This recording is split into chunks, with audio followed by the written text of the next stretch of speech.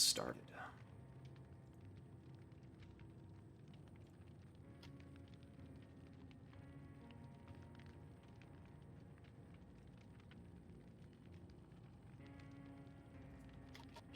Let's make sure. Oh, I gotta make sure that's running. All right.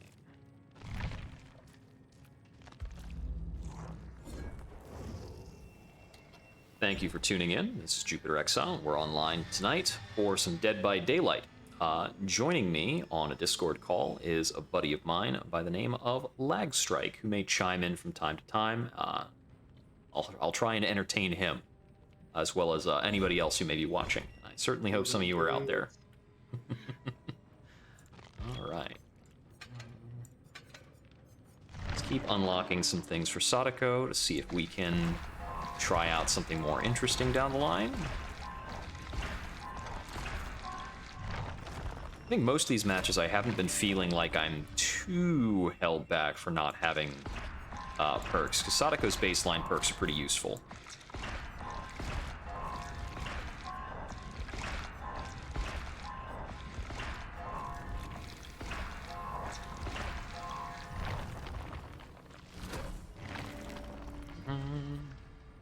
Well, there's access to maxed out Call of Brine. And we've got Infectious Fright. That could help.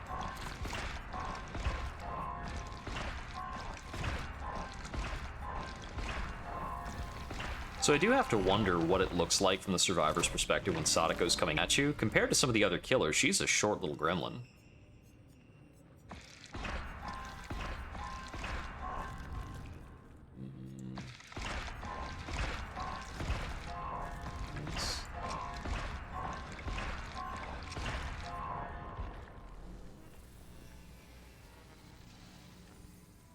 Hindered. Oh, that's not bad. Hindered is a slowdown. Almost level 50, where we can see 4 perks per level.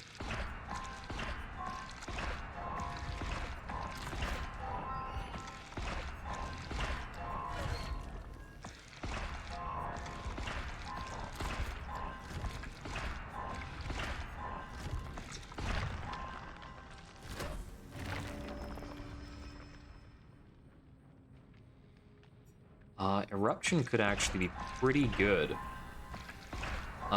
But I can't really run it with Call of Brine.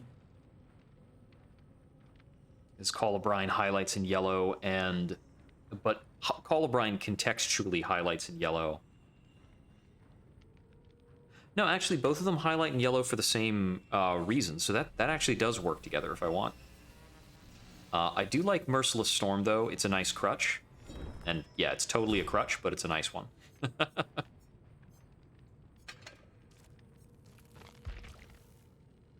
And mostly I want to find a good Persistent Intelligence perk that can replace Floods of Rage. Something with like some cross-map intel. If I had access to Ghostface, I'd really be pulling for all ears. I don't.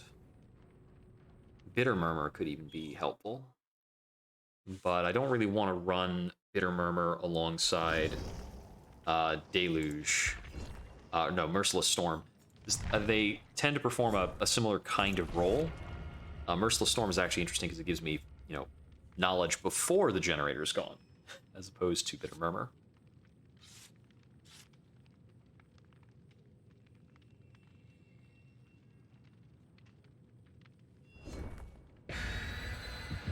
All right, here we go.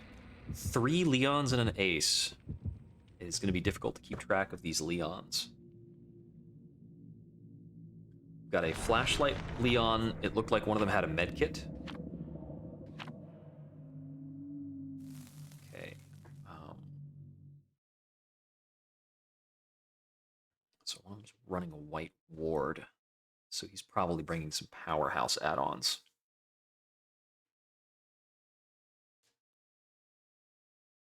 Let's see how it goes.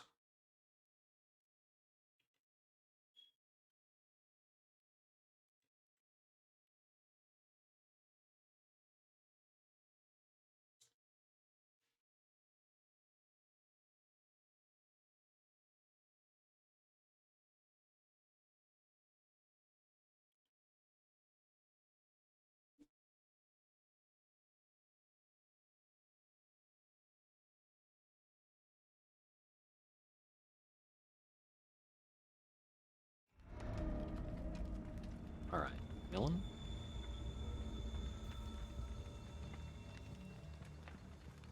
The coal tower can be difficult to navigate sometimes. It's a strong loot.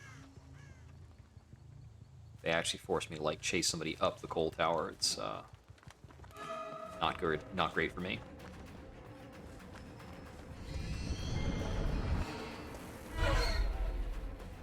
It's a good fake.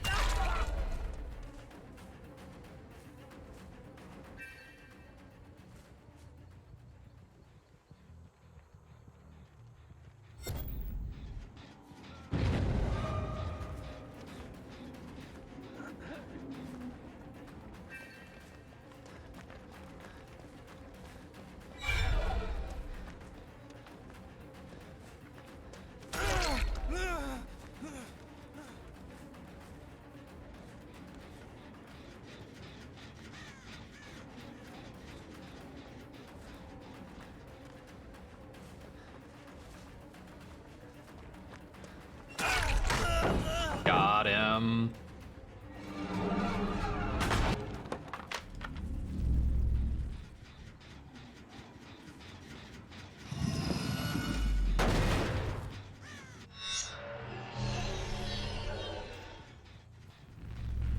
Check around a little bit.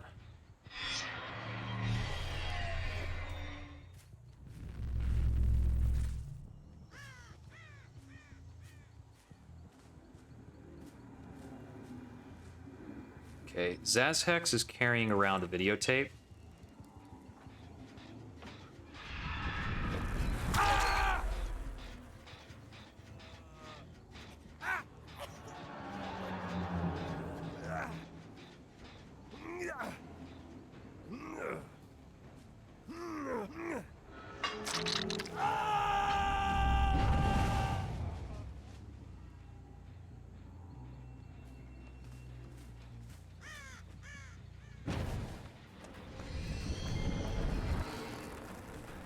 Okay, he got the fast vault effect. So, note to self, the faster vault benefit is on Flashlight Leon. I've respected that far too much.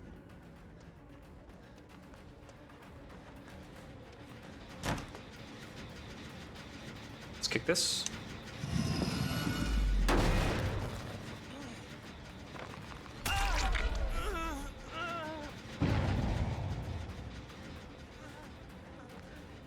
This is not Flashlight Leon. This is the one who is in a bad way with his late fees.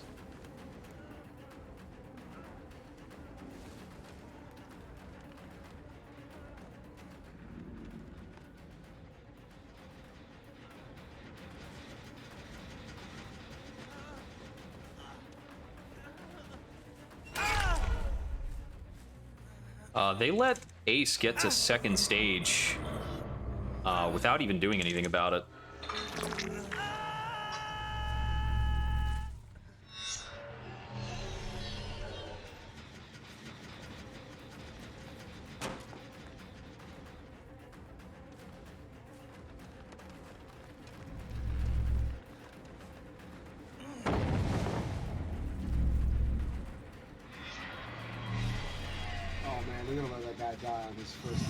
Yeah, they're really letting him go. Okay, I owe it to Ace to kill them all.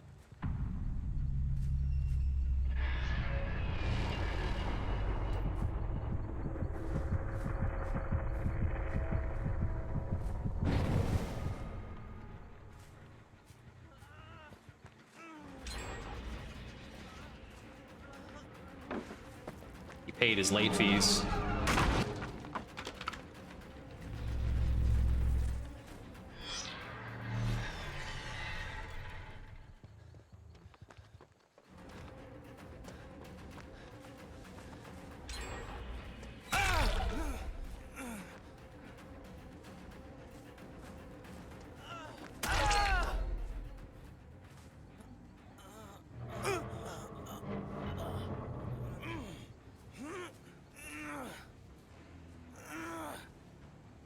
It's been a pretty good looped right back to you. Oh yeah, this is a pretty good flow so far. Like, you grab a tape, I put you on a hook.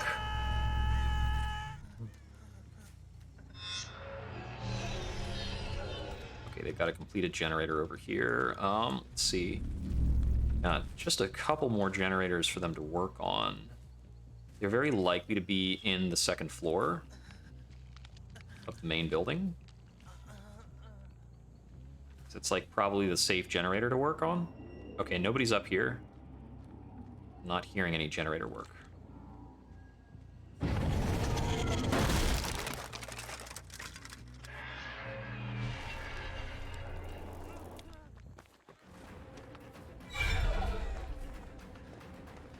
This guy's really catching me with the slowdowns.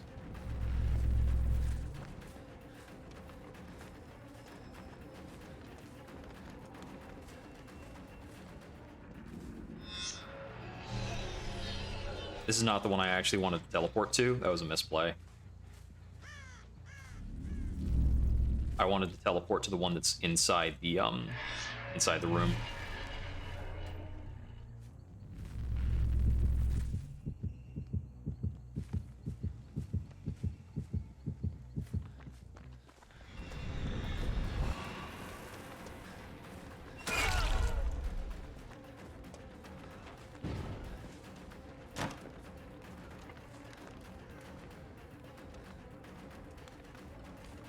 See, this is one of those cases where I'm going to lose the one I wanted to chase because they're all Leon.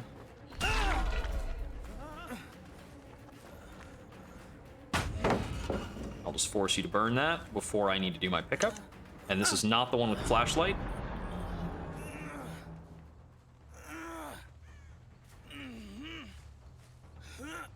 So I feel like I've got good management of Condemned through this run, because I'm getting intel out of Condemned through the Killer Instinct, and I'm forcing their plays. Because Condemned pops and they need to go to a TV, even if I'll take them down.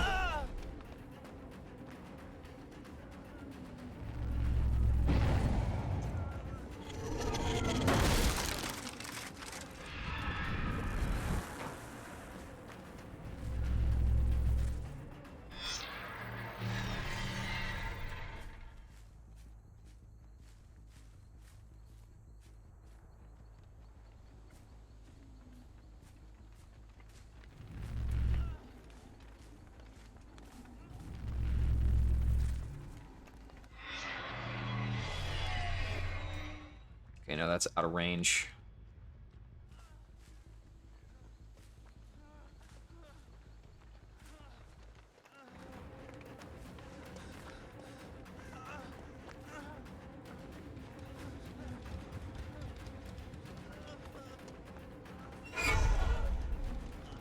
Bye. I saw your friend on the move over here. Tobio's returned a tape. Paige is probably on his way to return a tape.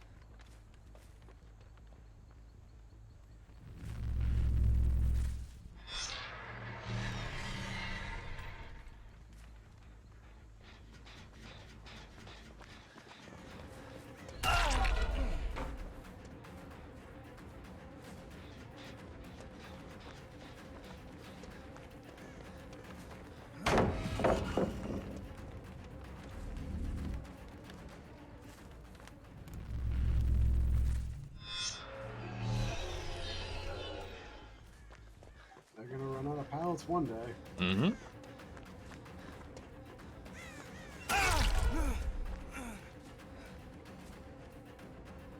Even if they don't, I'll just run them ragged, keep them injured, force them to heal, kick generators. Since there's only 3 of them, I kind of have the momentum necessary to just mess with them until they die on fatigue.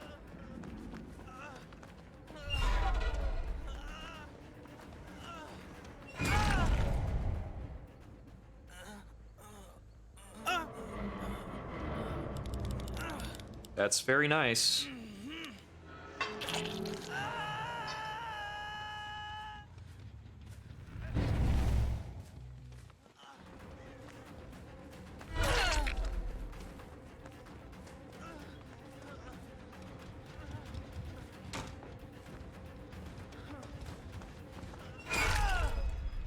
Yeah, that's just raw me being better than him for a bit. He was very panicky on that vault. He should not have taken the vault through the window before I went into the building. Oh yeah, I can control where I teleport. I have to, like, I hover over the TV, I see a red arrow above it, and then I hold down the button to do the teleport.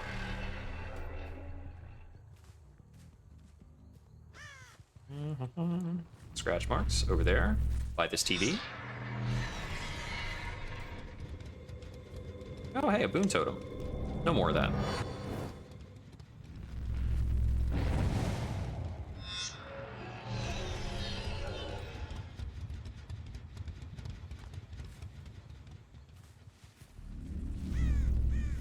I think I might have gotten a little disoriented. That's fine, though.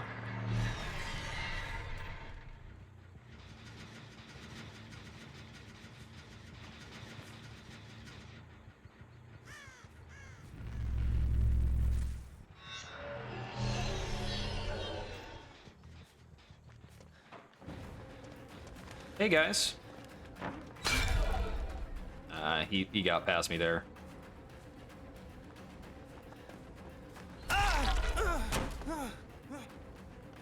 It's a bummer that my obsession died first, because I can't get any more value out of play with your food. Play with your food is every time I let the obsession escape a chase, I get a stacking movement buff. I spend a stack every time I attack, though. Yeah, I really want to get him on a Scourge Hook. That was almost a correct flashlight save. He was a little too early on the attempt. He might get the wiggle off.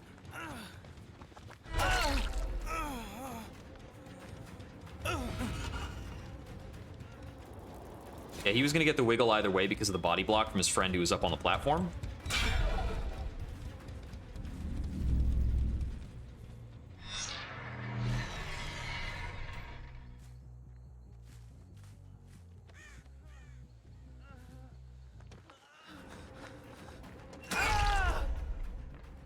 This is the one with the flashlight. Who saves you?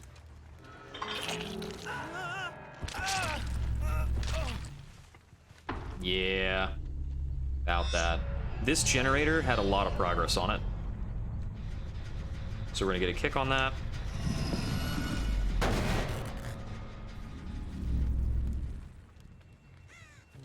Okay.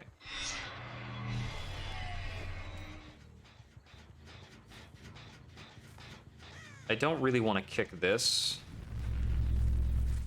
Because I don't want to move my I don't want to move my perk effect around. Okay, looking for crow movement.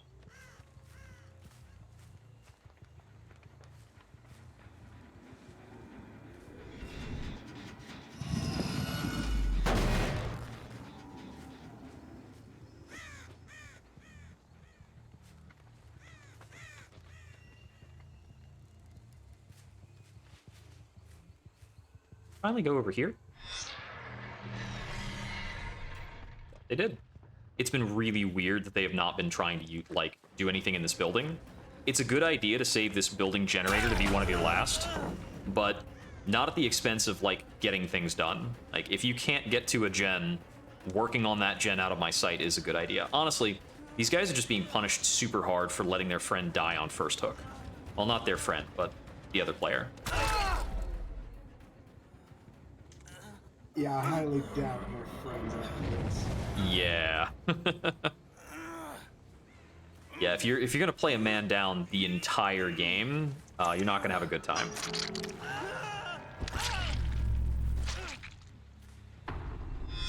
There's only one more to go. Crow movement there. Which way did he go? Okay.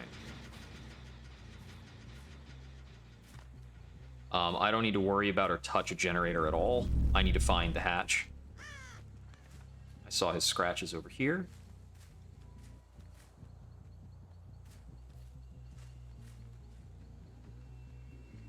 Over there now. Dang it.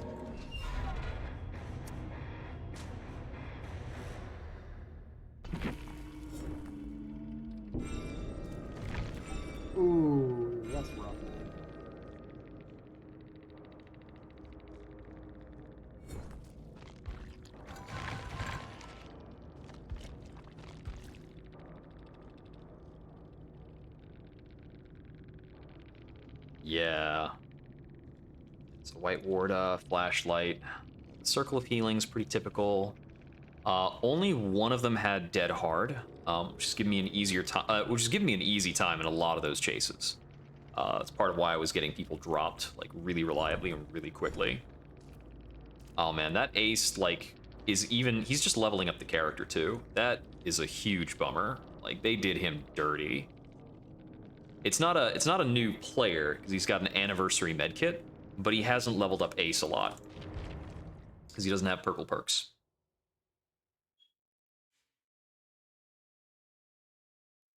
And that's a shame. Like he might have been one of the better people on their team even. It's hard to tell.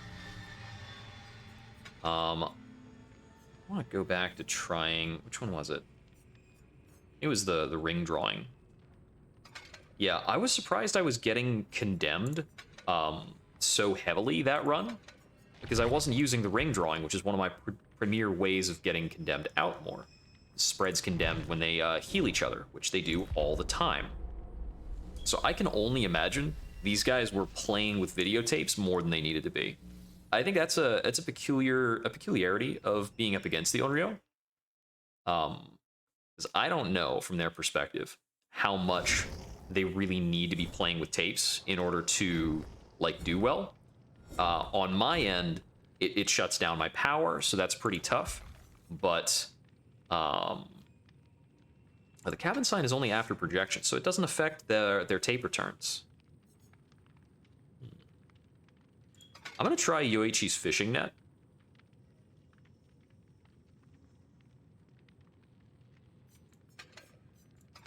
You can try these. This is this set really punishes them for mucking with tapes. So let's see what that does.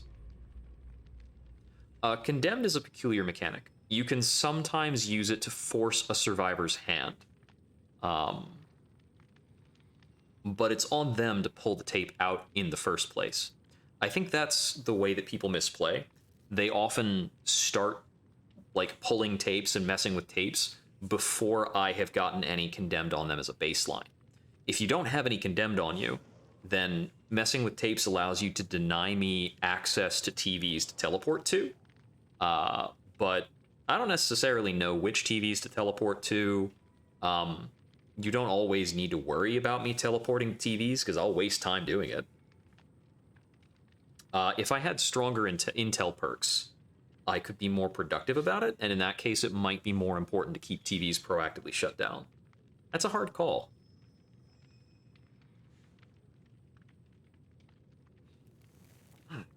Yeah.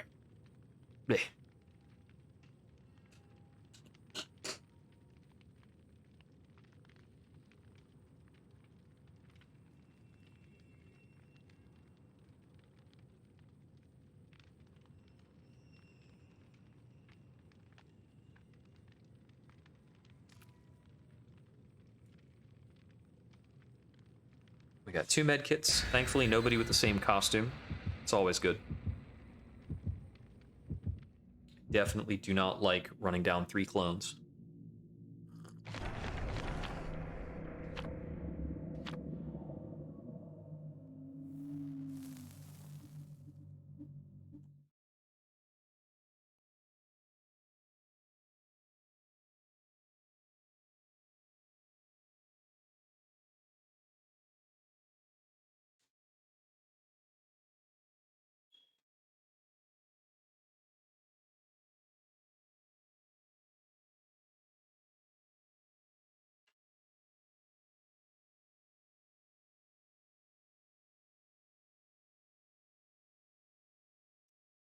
I need to get my Twitch stuff updated more stuff on the page. Some little blurbs and extra bits. I started on setting up the Discord, and I have to think about how much I actually feel like leaning into that because it's like a maintenance task. But I usually have a good amount of time during the week to peruse things like that.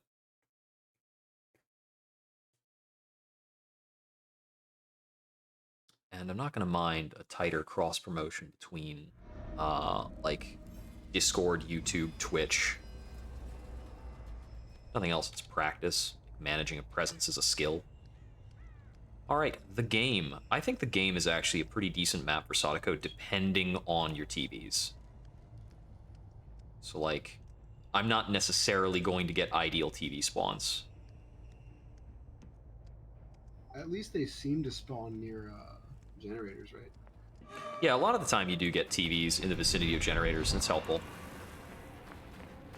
I got a little snagged on the corners here, so he's going to get this. So go for the immediate break. I don't think he makes this if I lunge it right. I'm going to let him go.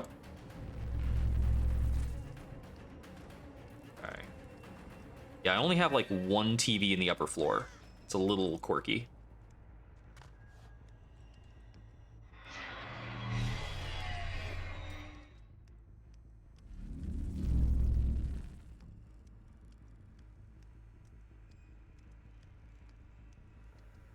I thought I heard some other environmental noise.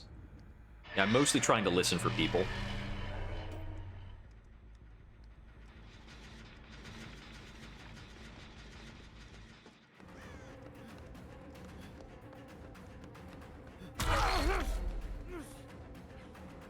There were at least 2 people on this generator. We had 2 different directions of scratch marks.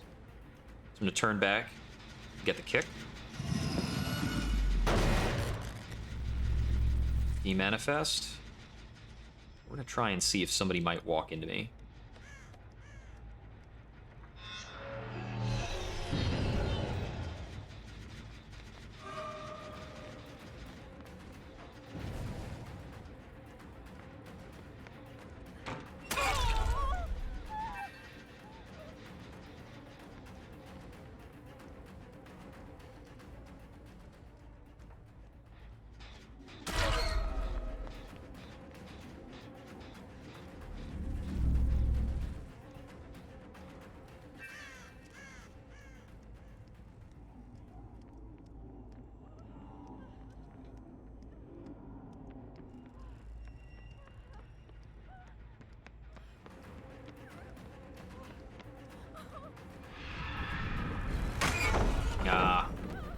That's okay. There might be some tech to learn there.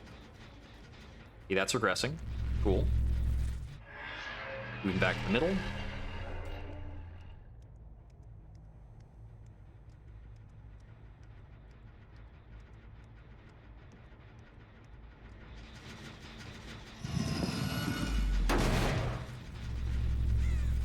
Okay, they backed off the generators a lot to secure healing. Probably got some activity upstairs.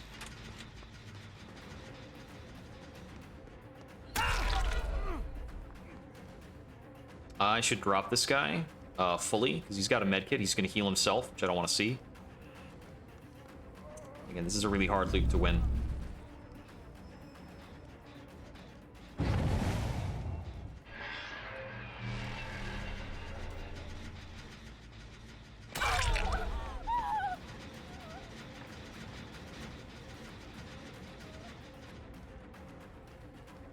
That was probably the better part of her using a toolbox.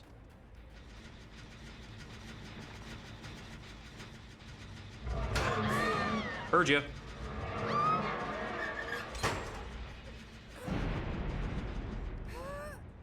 These guys are managing a lot of separate generators to a pretty good degree of progress.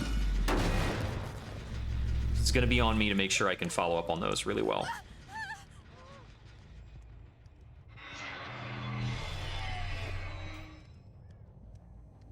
They're playing it very safe, except for the person on hook who just, like, ate her own hook stage for I don't know why.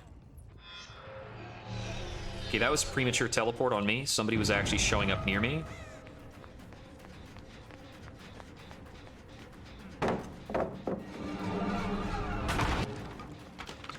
We're likely to fight over this generator again, so I think there's pretty good value in me shutting down that that particular pallet.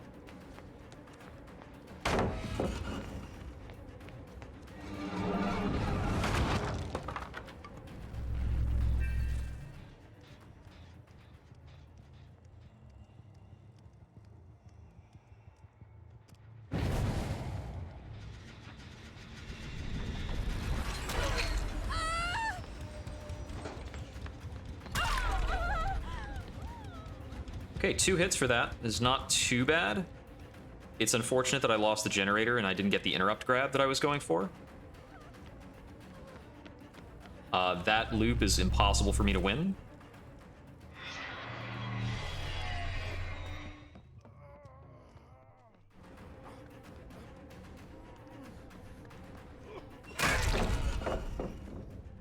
He needed to be a bit more decisive.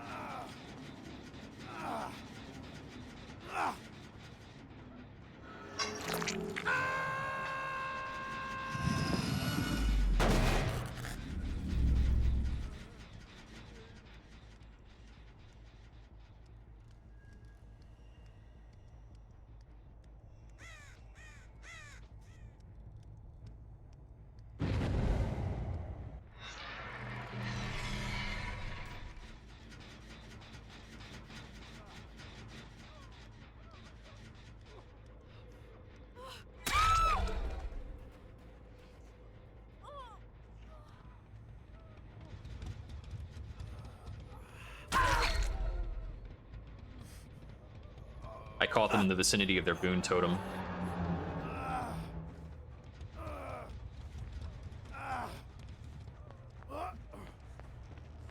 I don't know if I can actually get 2 hooks out of this. I'm gonna try. Yeah, couldn't get it.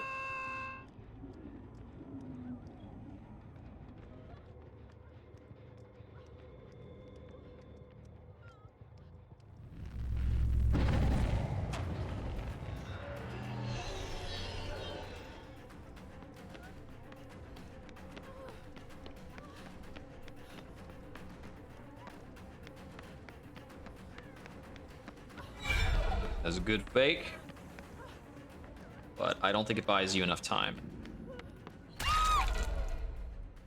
Yeah, that was a nasty Sadako trick of me. I waited for her to, commit to the vault, knowing that I had a TV down there that I could use to follow her.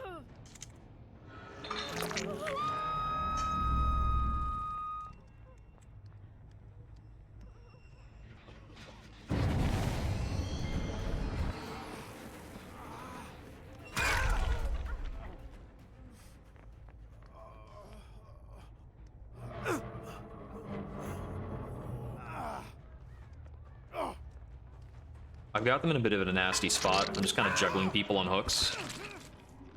And that's it for tap.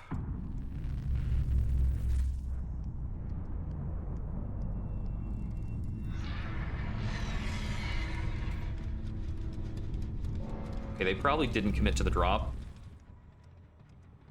This is maybe a bit premature on me.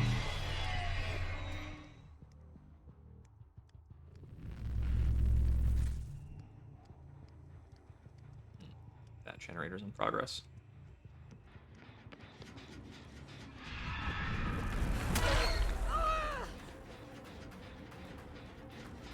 I have time to kick this. And then I'm going for this one. Because that one I also heard as being in progress. I was wrong, I was hearing a different one. But no, maybe it was that one I heard, but it doesn't have a lot of progress. And it wasn't this one. Okay, I'm a little lost.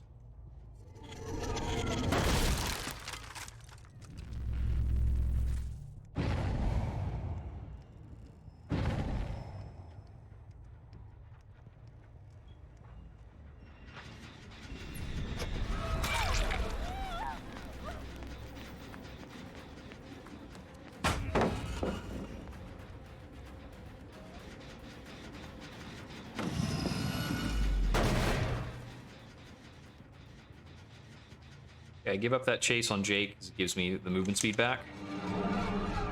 Claudette got healed while we were doing this, so she's probably around wherever the boon is. So I'm gonna try and see if I can force his hand for the drop.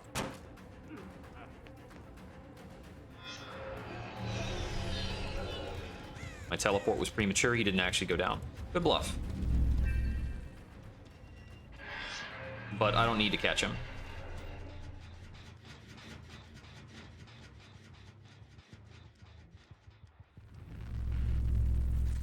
That one downstairs still doesn't have a lot of progress.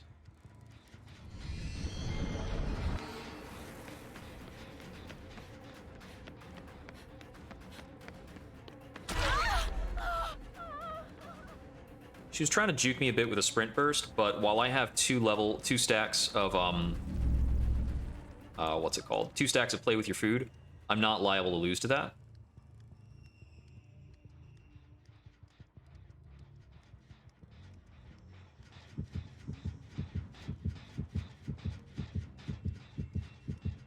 Somebody's got late fees. Also, there's a Claudette just standing here.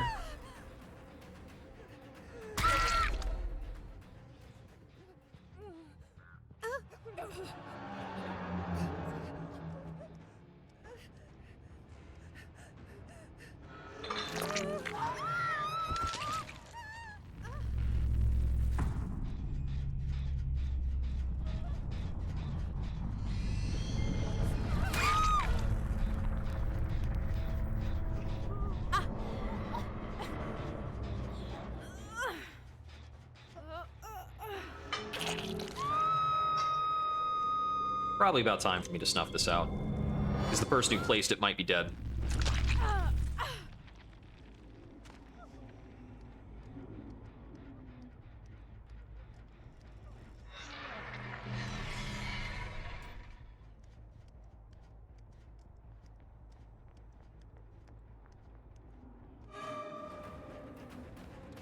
I could hear him underneath me.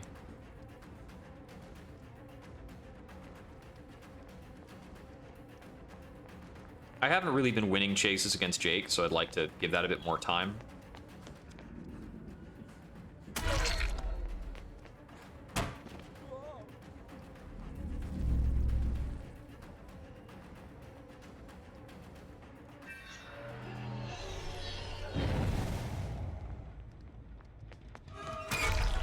Take that.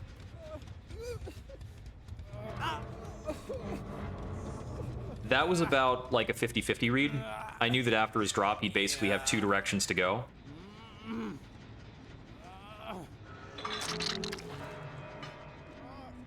To him, though, that probably, I probably seemed like a goddamn wizard.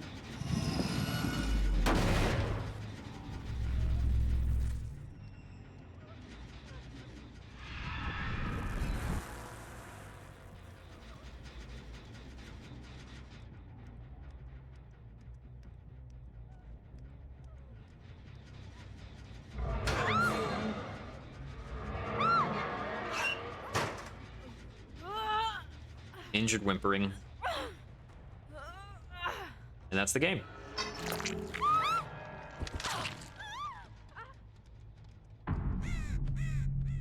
Not quite a full set of hooks, and one of the people I had hooked lost. The Claudette was super free. Like, that was just ridiculous.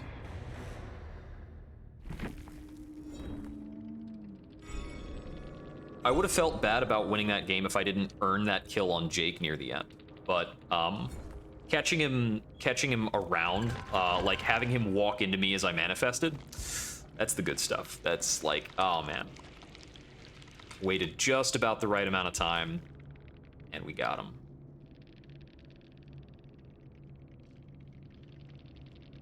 Yeah, I think he probably popped Condemned just based on Yoichi's fishing net, which is interesting. I got 1 Condemned to occur over the course of the game with this build. I think the Wellstone is probably legitimate, but I can't tell how much it's working, which is peculiar to think about.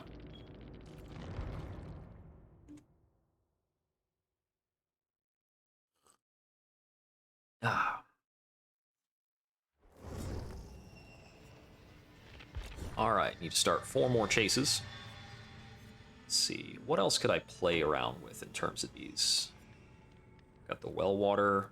Increases the duration of the undetectable status effect by 2 seconds when manifesting by any means. So when you come out of stealth, you still don't have a red mark in front of you for a little bit.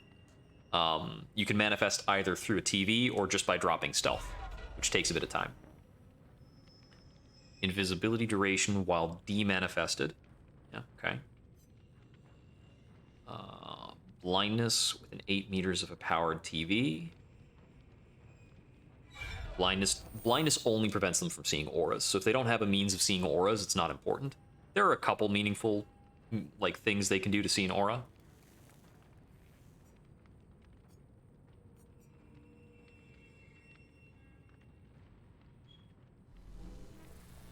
Intermittent visibility duration. Does it describe that? Manifestation. No. Manifest. More manifesting. Becomes intermittently visible within 24 meters. So there's not actually anything in the text of the ability that explains what intermittent visibility duration means or does. That happens sometimes. That is really good. The bonus movement speed from projection does not last a very long time, but it's a very big boost. The Mother's Comb is handy, but the Mother's Comb is the type of item I would expect to be like a brown item. It's one of those things that helps you plan, but you might just, like, know that intelligence by playing a match. Then again, seeing yellow TVs that have been turned off by survivors gives you intelligence about where survivors are. So that's kind of cool. The manifestation invisibility duration by 33%. So the invisibility, I feel like that might be good, but probably not. I think a clump of hair is pretty useful. I'm just going to keep messing with the same setup for now. Bring some bloody party streamers. Hey, Sadako.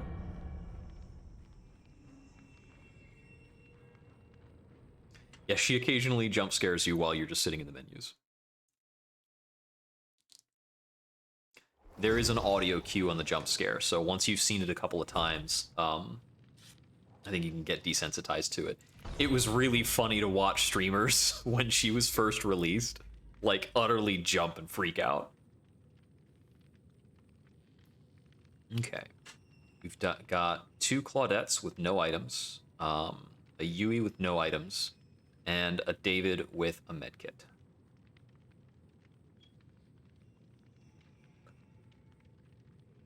I'm spending a long time looking at screens today. It's no good, man. Mess up my eyes.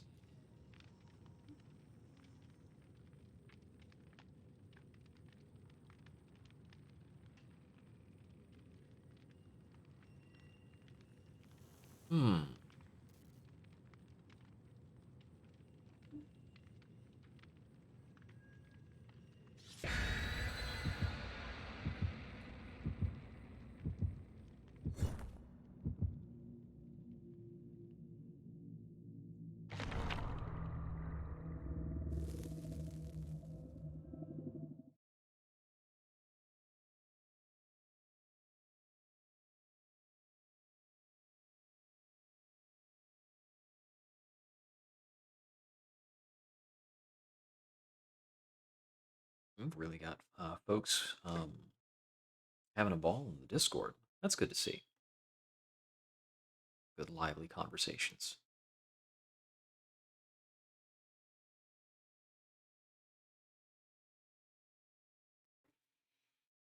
So I don't think I'll have the time to do any Elden Ring tomorrow. Probably be on Monday for that. I think I'm at the point where I've got like 3 big bosses left, and that's about it. Nope, 4. There's a big old dragon.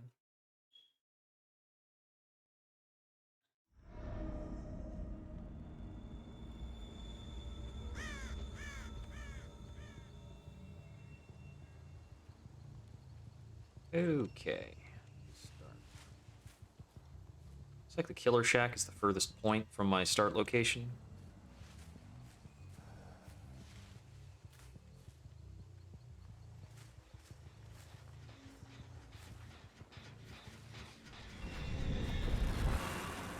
David's the only one with an item, so it's not not bad to chase him first.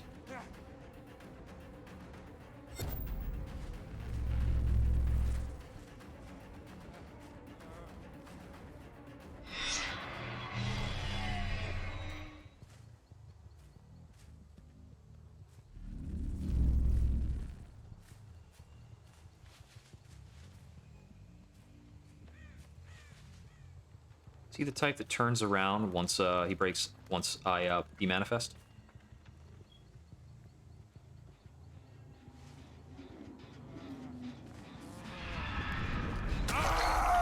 Gotcha.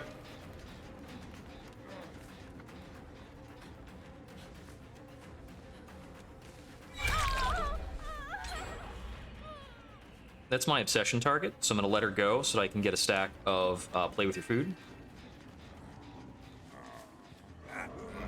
Get David on a hook before he moves around too much. Got a white hook here. I hear somebody on my left.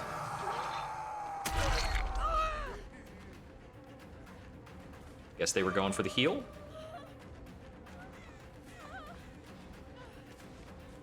Going for this structure.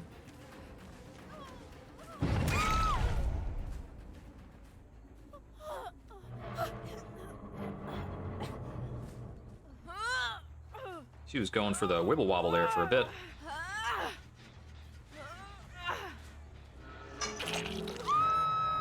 I'll demanifest for the walkover.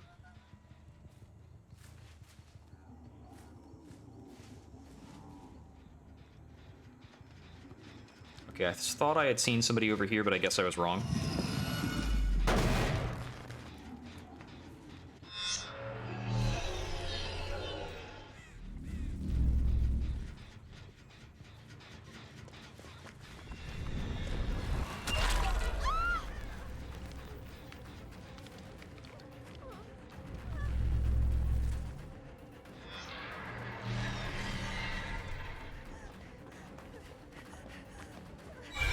Hard, all right.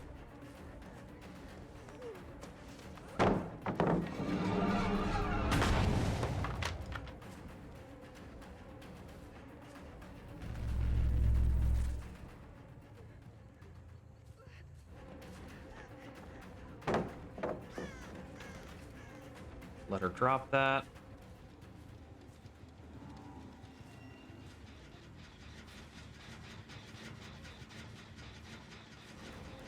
Somebody was injured near me.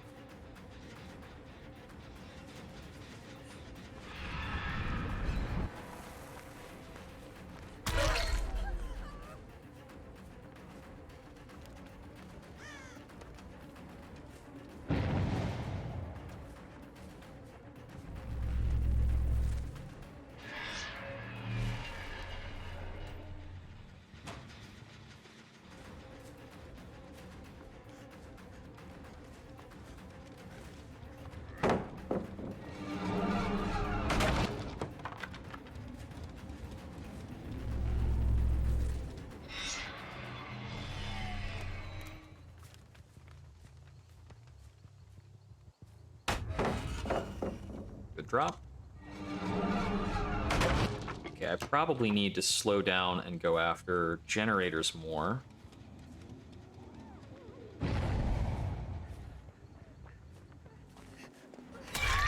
Never mind. Just catch this person. Put her up on a hook.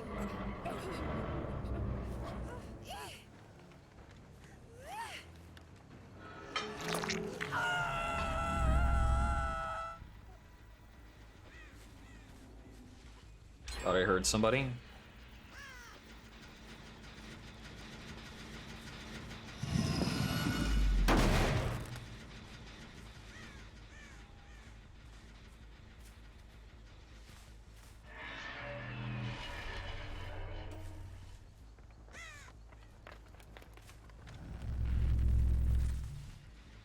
I get the feeling that a few different generators are close and could, like, go down soon.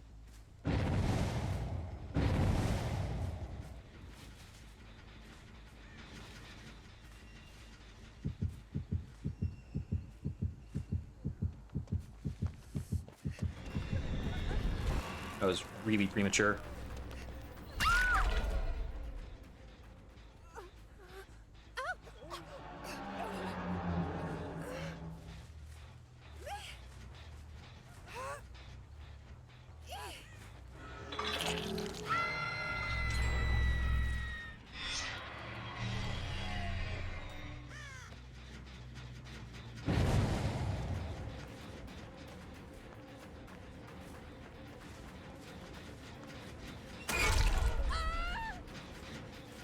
That was not enough, like, progress on that generator for it to be worth tapping.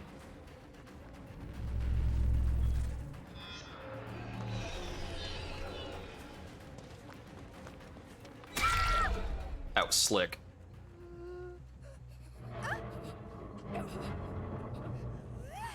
Part of what's interesting and kind of nasty about Sadako is there's not really an indication of when she's going to demanifest that I'm aware of. Maybe there is, and I haven't seen it.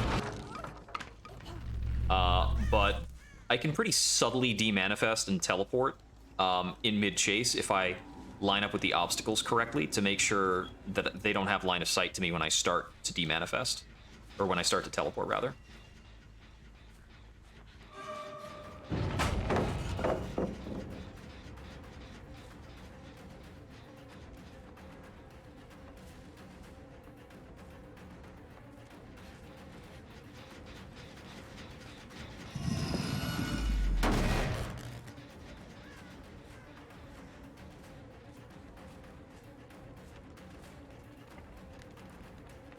So there's a few interesting things going on. I don't want to manifest too early during a chase.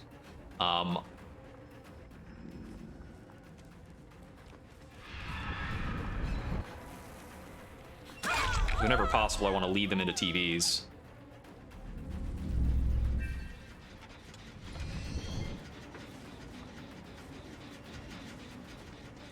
I heard there was a second set of cranks after he had left.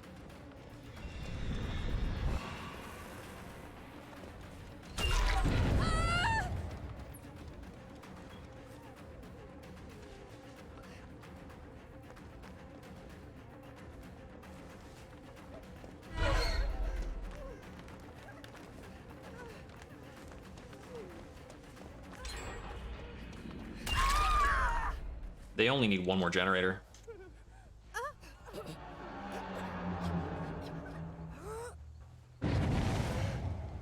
Yeah, they've actually been getting a really good amount of generator work done, and just, like, keeping me in chases, healing up pretty quickly.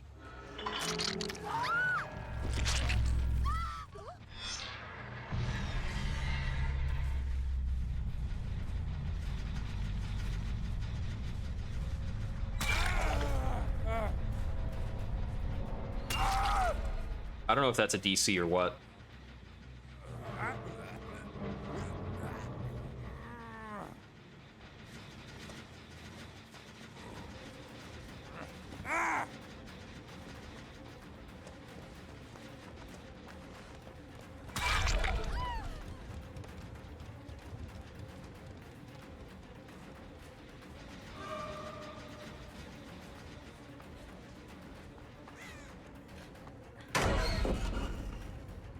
I see, it was a bait.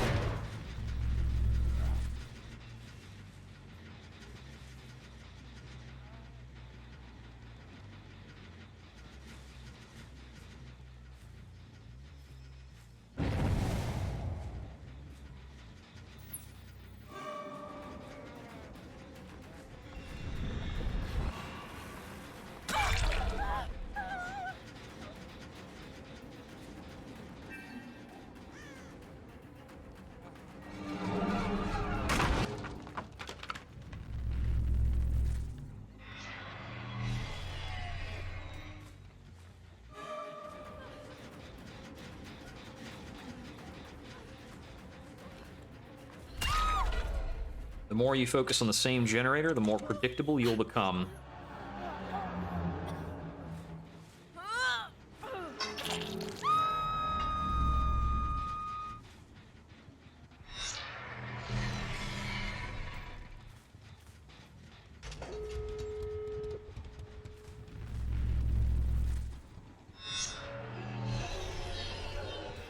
Both of them are injured, which will prevent them from cleanly coming for the save. Need to hide my presence a bit.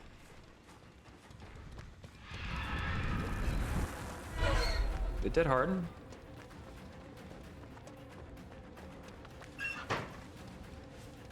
Cool.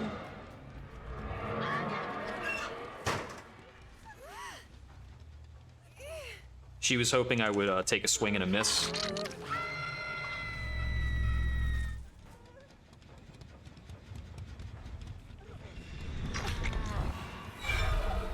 Good dead hard. But it's not enough.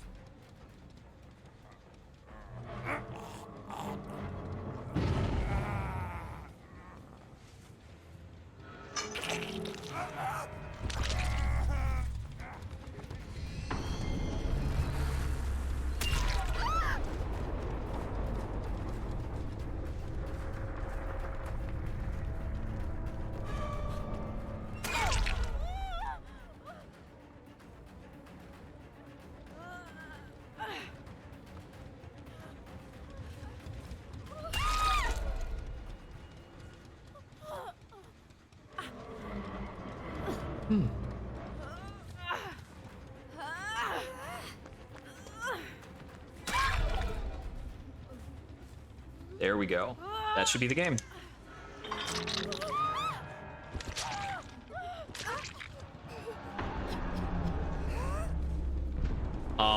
The bits where David AFK'd and I got free hits on him did not help them. It's probably on the level where I needed that to happen for me to win. The tunnel on Creppy was probably also something I needed to do in terms of the way I conducted the match. I might have been able to play around it. They did have one of their teammates pick up a medkit early on into the match, so they had at least 2 medkits going through. I'm not sure if they had more healing going on than that, but it seemed like they were healing very effectively. I would wager that's probably a team that was on comms. They were very, very coordinated and altruistic, and very active on the generators. I'd say a good team.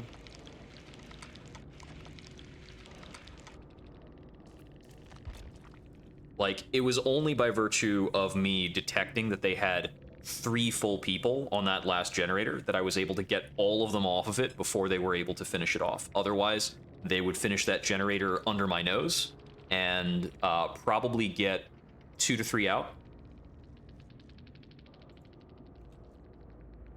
And they were making like sacrifice plays and distractions to compound on and try and get that last generator locked in.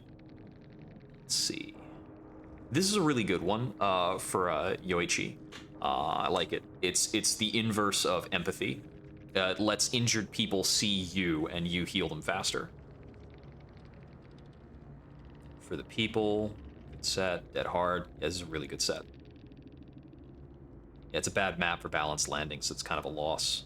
But apart from that, they got value out of the borrowed time. As they used that, and they got like an extra sprint on me near the end. And, you know, dead hards on the others. They were almost certainly making use of Prove Thyself because they got a lot of gen speed out. Cool, cool. Next match.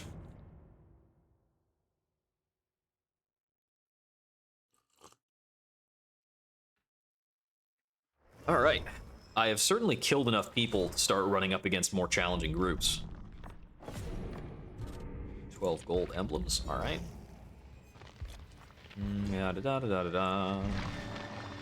I should just ready up while I'm doing this. Clicking on stuff, clicking on stuff. Somebody thinks there's good gameplay and clicking on stuff. It's been years and they haven't changed this. I guess I've only been playing the game for so long. I don't remember when I got this.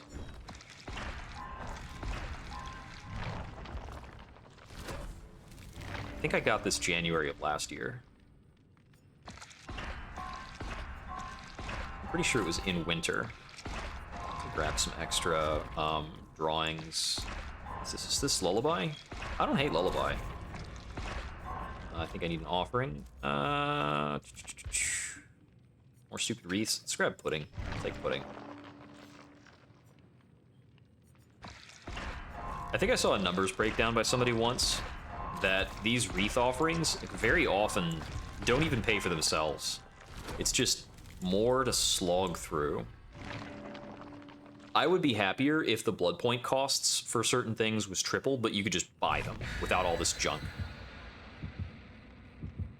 The wreaths, the survivor pudding just doubles my blood point rewards.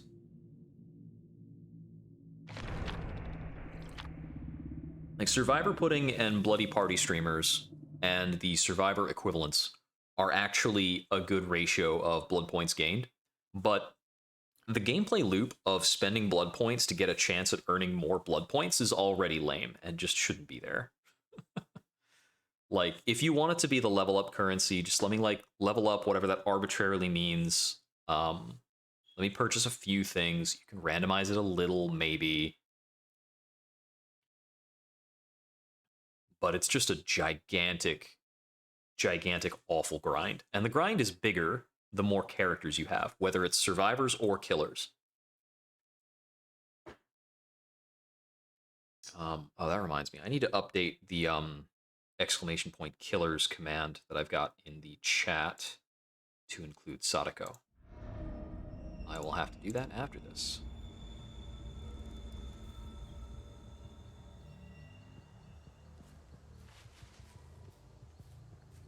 I've been doing a little bit of work to get a proper chatbot set up that lets you input like exclamation commands to see the commands you can do and then try entering stuff. I think I heard somebody running around, but it was weird to get an early loud notice like that. Was that like a pebble throw? No, it was somebody being unlucky.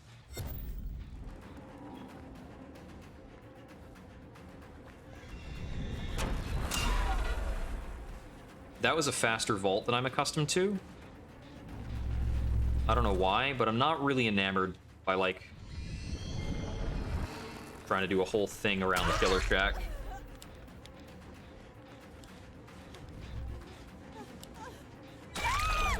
Okay, I don't know what I don't speak Survivor. I don't know what the heck you're trying to do. So I imagine that was supposed to be, like, something goofy, or you're signaling to me that you want to farm for BP. I don't know. I have legitimately no idea.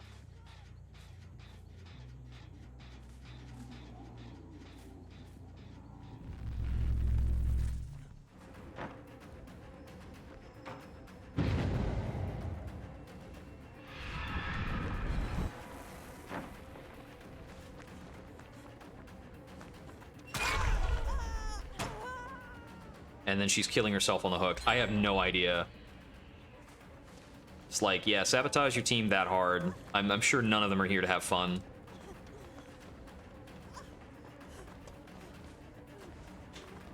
Oh, dead hard.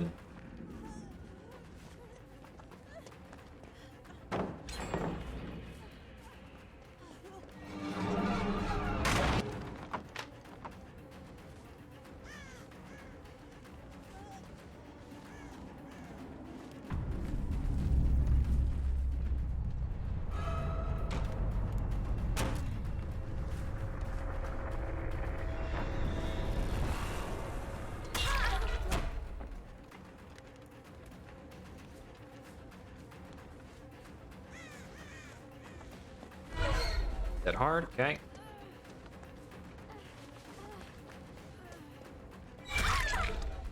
Yep, we just switch targets to somebody who does not know exactly what they're doing, and we take them down. Okay, she's got the bucking bronco. I should be able to make this one.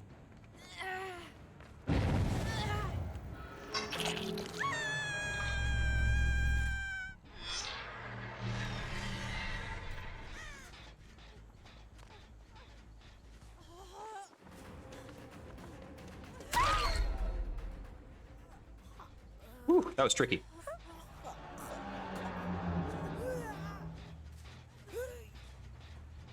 Okay, now because of their suicide, they've got like one person alive. Now, it's not about them not unhooking the teammates. It's about that teammate just tried escape attempts and spammed escape attempts. And when you do that, your hook progress proceeds faster. So when I say that she killed herself, I mean that she spammed like unhook myself until she was just completely gone.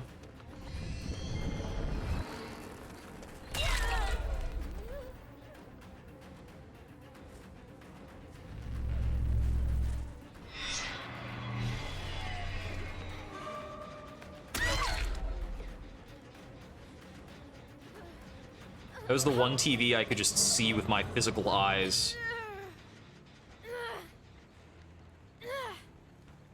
Being said, I'm not 100% sure I can hook her from here. Ah. Yeah, if she's on top of something, I can't hook her. But I can beat her in chase all day.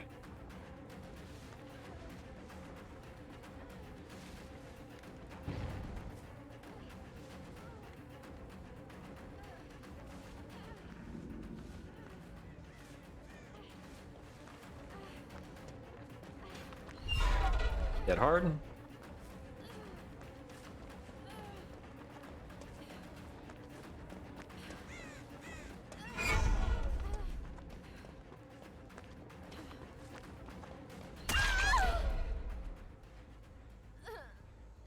Lunges on point.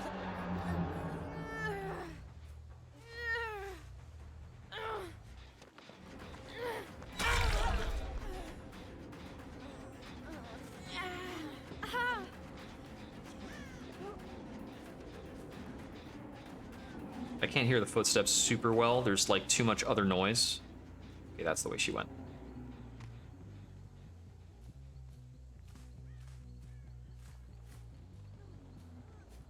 To win this loop, I need to get some... wow, there's no door on the entire front side. Okay, I just need to prevent her from moving back over while I harass this person.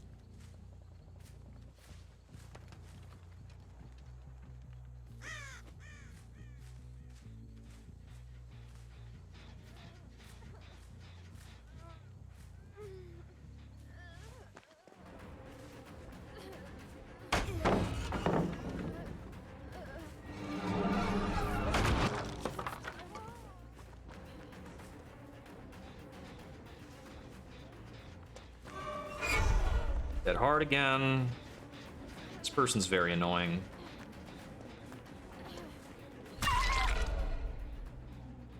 I'm putting you up on a hook this time.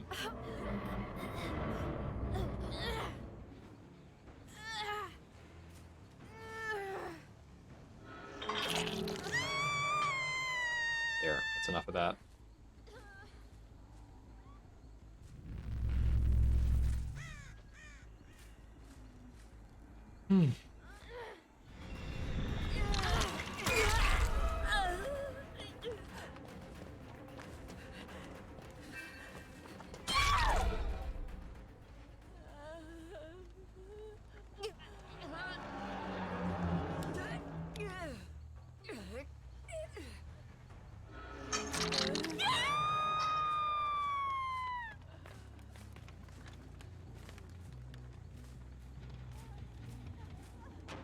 If they had like a fourth teammate, they would probably like be getting me this game. 'Cause I'm not doing a particularly good job of keeping them down. Like, they're getting in generator work. This loop takes forever for me to try to win. It's very unlikely for me to actually catch somebody in this.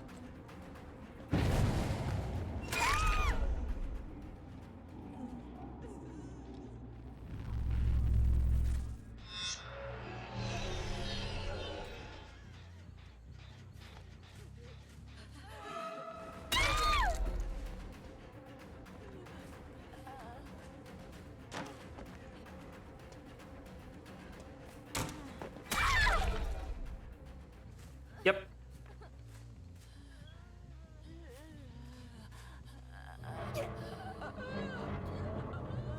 Okay, the other one picked herself up. Using Unbreakable.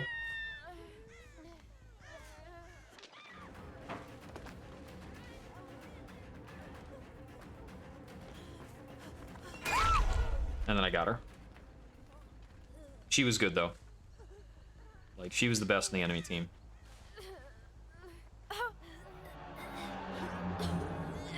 This is the most tenuous of the 3 hooks I need to make.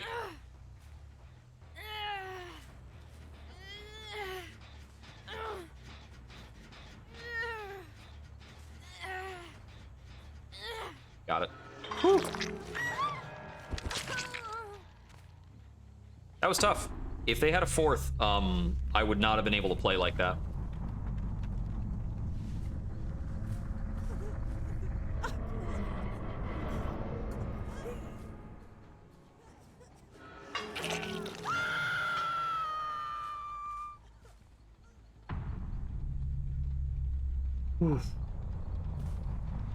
Those are some tough chases, partially. Nancy was super easy to mind game. Like, I could just wiggle a little bit back and forth, and then Nancy would run at me. And that's her reacting to my red stain way too early.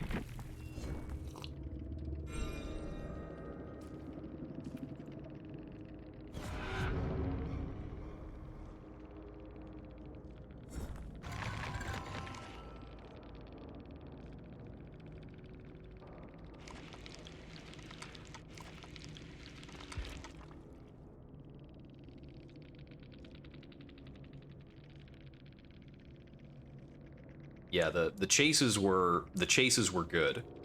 It was absolutely this quitter down here, 920 score. That's no good. You can't. That does not work. Yeah.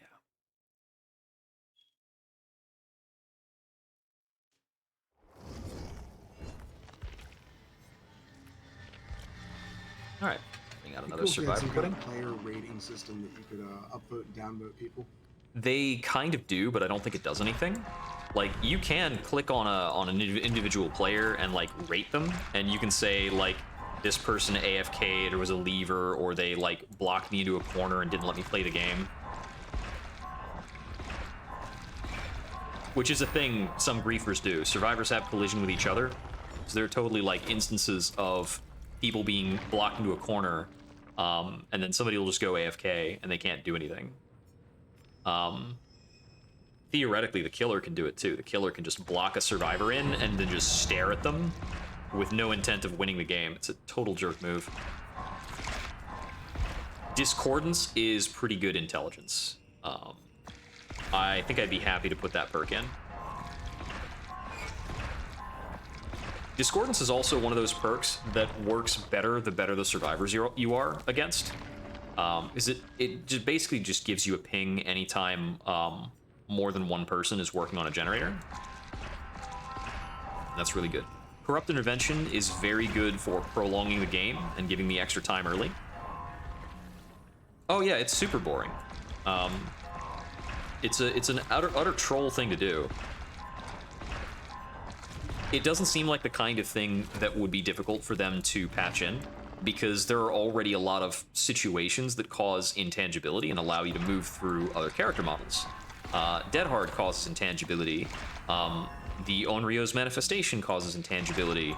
So all they need to do is say, like, after a certain amount of time of a character standing still, they're no longer a valid blocking hitbox. And that would actually close the door on a lot of weird stuff that happens in the game right now.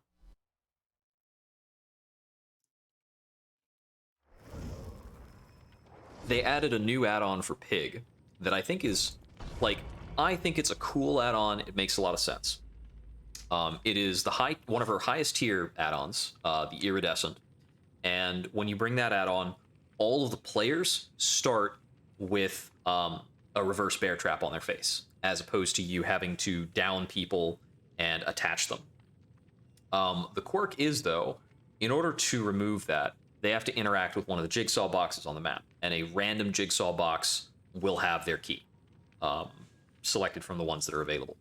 So you can go into the match as the pig and bring an Iridescent and stand in front of one of the boxes, and if that box is the one that contains the key for one or more survivors, those survivors will be doomed to die as soon as a generator is completed, which is really awful. And just honestly super lame. But if the pig lost collision for standing in front of one of her boxes AFK, or if the boxes had multiple interaction points, that'd be closed off, and it would just go back to being kind of a cool add-on that gave you a lot of initial pressure and like front-loaded some of your game prolonging capabilities. but you wouldn't be able to just randomly get people killed. I think Dead by Daylight's a pretty weird game. It seems to me that they're very focused on the parts of development that monetize the game, as opposed to some of the quality of life things. Because that issue's occurred, they have the tools to fix it. Anybody monitoring the community can tell that is like something that's going on, and I feel that that's the kind of thing that they should have been patching like in half a patch to say that that can't happen. But it's still going on now, and I don't think there's anything in the new patch that's going to close it down. They are making an adjustment to Circle of Healing in the next upcoming patch. They're making it the healing bonus slower by about 25 to 30%. Less bonus. Right now, at maximum rank, it's like a 70% healing speed bonus. So I think it's going down to 40 or 50. I don't quite remember. But yeah, that perk is really strong. It is almost strictly better than the previous perk that allowed you to heal yourself. Or some of the previous perks that allow you to heal yourself, because they can be really contextual. Okay, Azarov. I find usually when I start on this map, almost always somebody is inside the garage. Yep.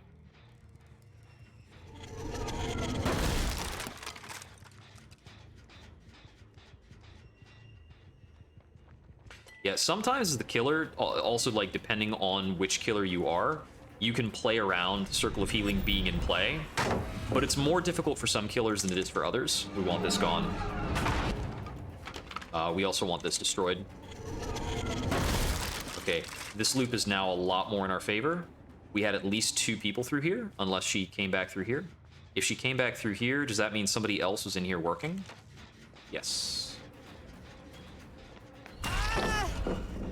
Okay, now with this gone, this is a very strong loop for me. This entire building is pretty good for me.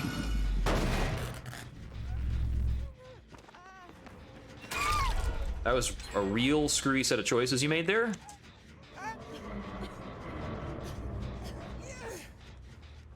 Cart you out back. See if we can't get some intel. So I can't help but notice that we've got 3 Nias in this game. Okay, so I've got a TV back in here. Spooky Barnes is also picked up. Okay. Pretty typical.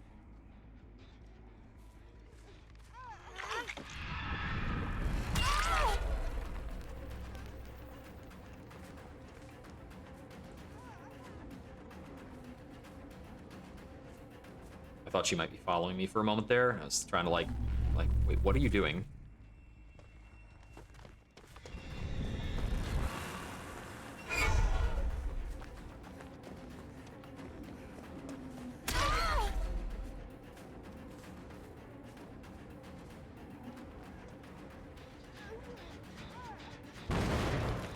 I heard the working sound.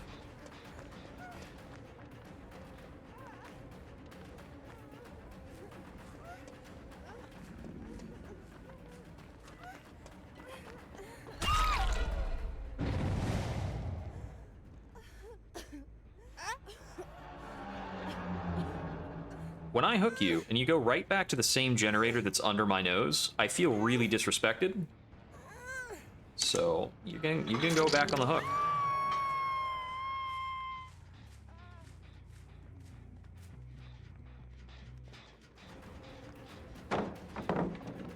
I didn't expect her to drop that. That was a really weird pre-drop.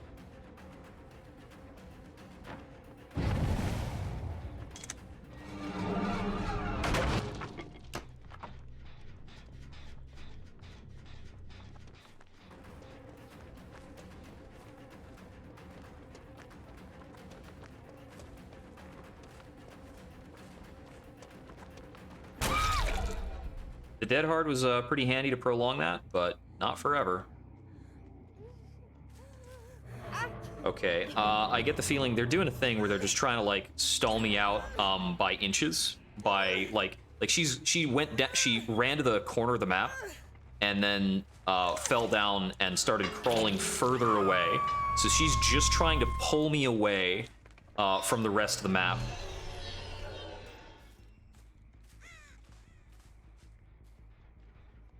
Somebody's back on this, I swear. Okay. Finally.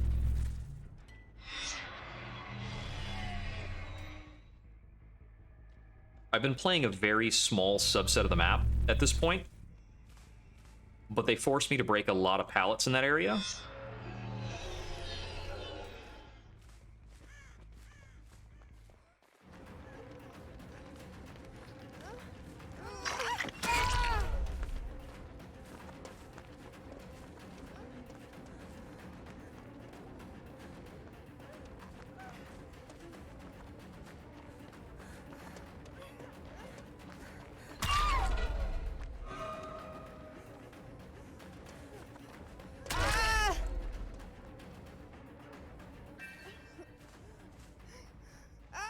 Take my hit and my movement speed boost. That hook is sabotaged. That's really something. I don't know why.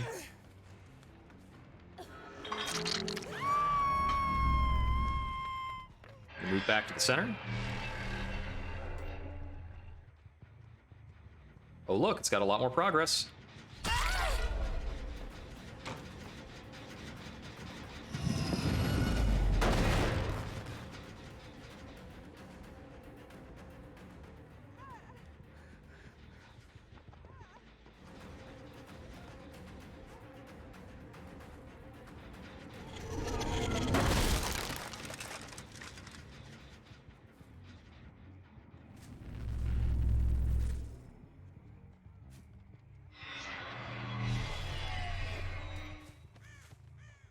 Okay, I wanted to see if they had stayed around this area to heal. Looks like a no.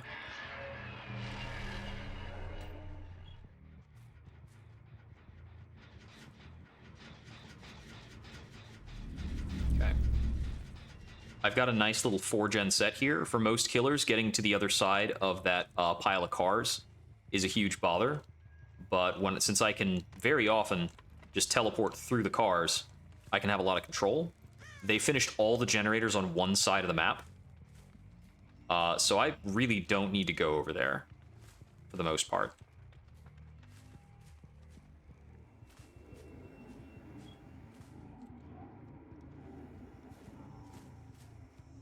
Okay, this is where they were healing.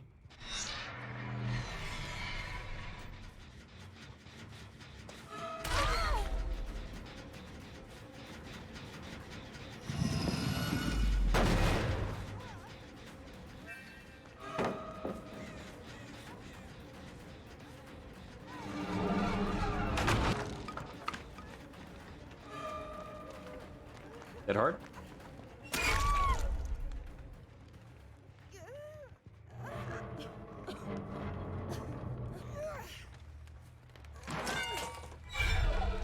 Okay. That was a good sabo. Act like I'm going for you, but I'm going for this.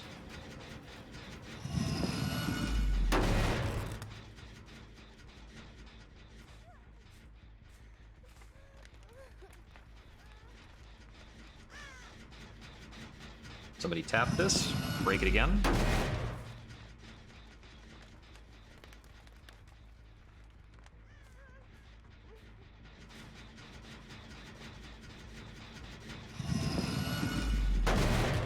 Somebody's tapping this when we step away.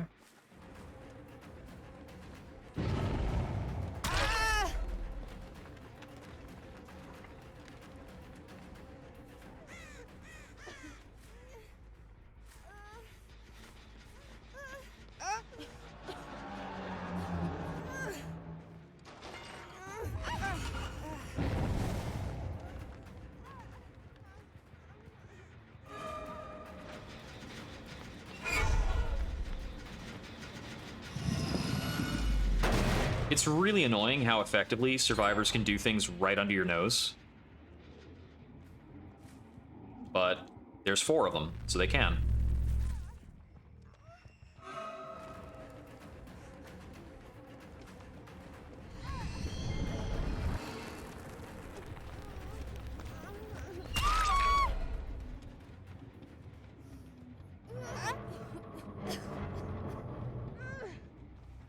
4 of them, and they were healthy, and she ran me off to the other side of the map. They know what they're doing.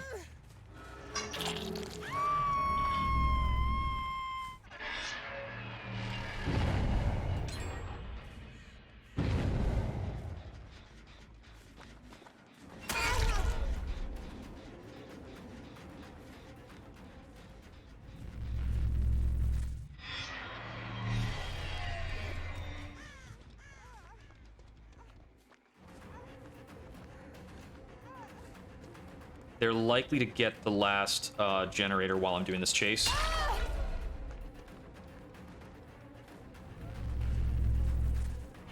He's going right for the save.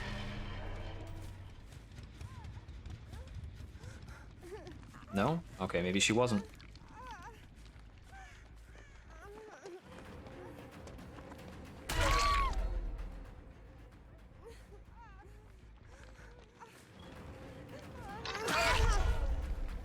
That's magical.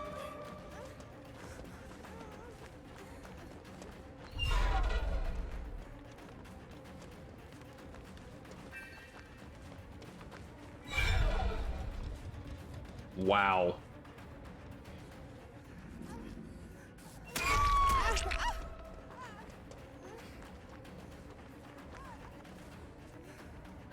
I'm actually pretty unhappy about that not hitting on the lunge when I was getting when I was trying to prevent the hook save. I wasn't trying to prevent the hook save, I was trying to hurt her.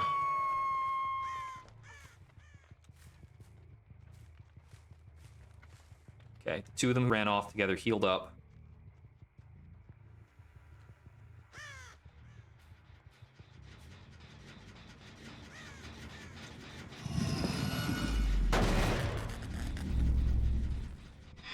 Hefty cost for me to come off and do this.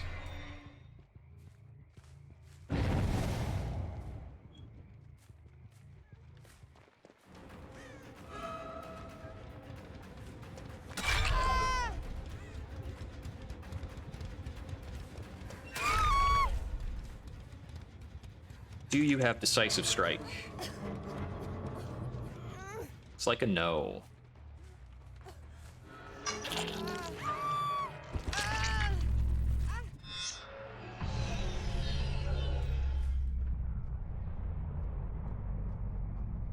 Come back to check on this again. Yep, so you got back to it.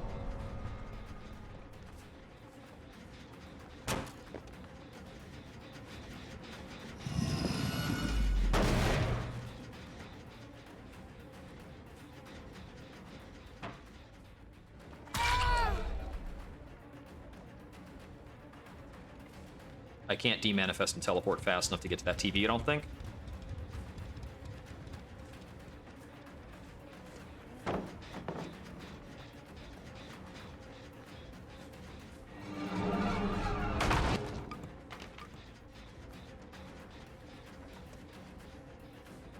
This is a bad chase.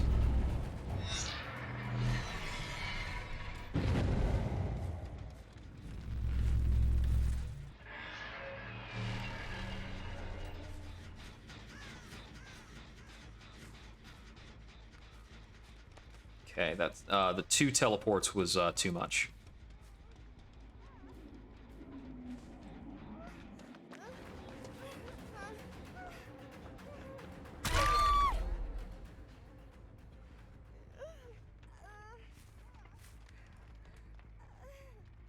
Hearing a second injured sound. I think it's behind these yep, I saw like a little bit of her head.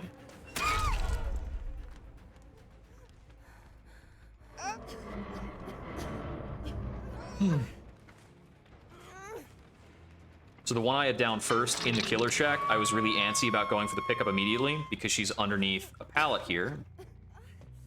This is not her scratch marks, that's from somebody else.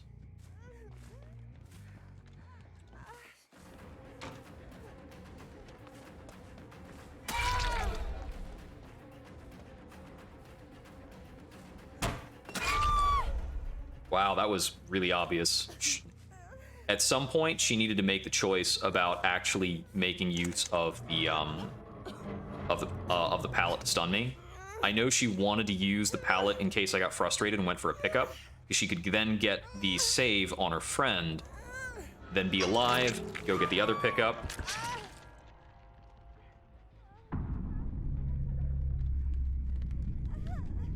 Yep. So we just had to be a bit nasty, chain out our hooks in order to get all kills. I did kind of need to focus out Squishy in order to get that to work, because they were just gonna pull me around, and they were doing a really good job of pulling me off of the generators I needed to defend. But with that, we secure another 4K. Hard won.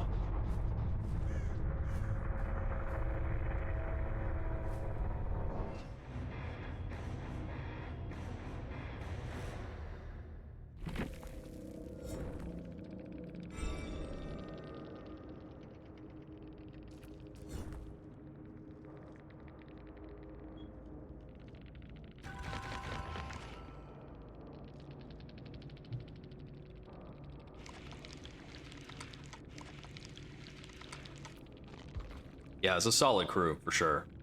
I also risked a DS at one point, and if I had taken that DS, no way I would have gotten through that. And that was on Squixshy? Yep. Yeah, I did see the balanced landing at one point, and it had the BT, but did not have the DS. So once she had touched the generator, it was kind of a lock-in. Oh yeah, they had an inner healing. Dead hard, dead hard. Only 2 dead hards on the team. I did notice that a few of them were not using dead hard to prolong the chases. Small game. It's usually good for somebody on the team to have small game for anti-hex builds. And we had three sabotage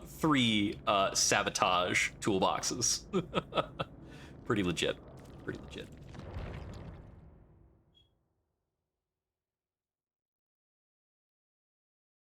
Yeah, I think they sabotaged me out of a hook at least once, because there was one time where they were actually able to come back around and pick her up by virtue of the sabotage. This is pretty good. All right. Any new perks to play with? So I could swap in Discordance at this point. No Way Out is a pretty good, like, I would call No Way Out a high tier perk. When you're going like for 4Ks specifically,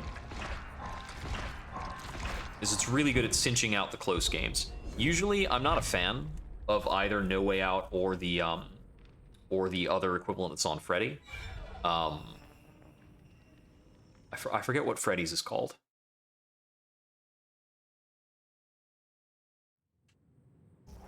But both of them like block the exit gate and do stuff like that.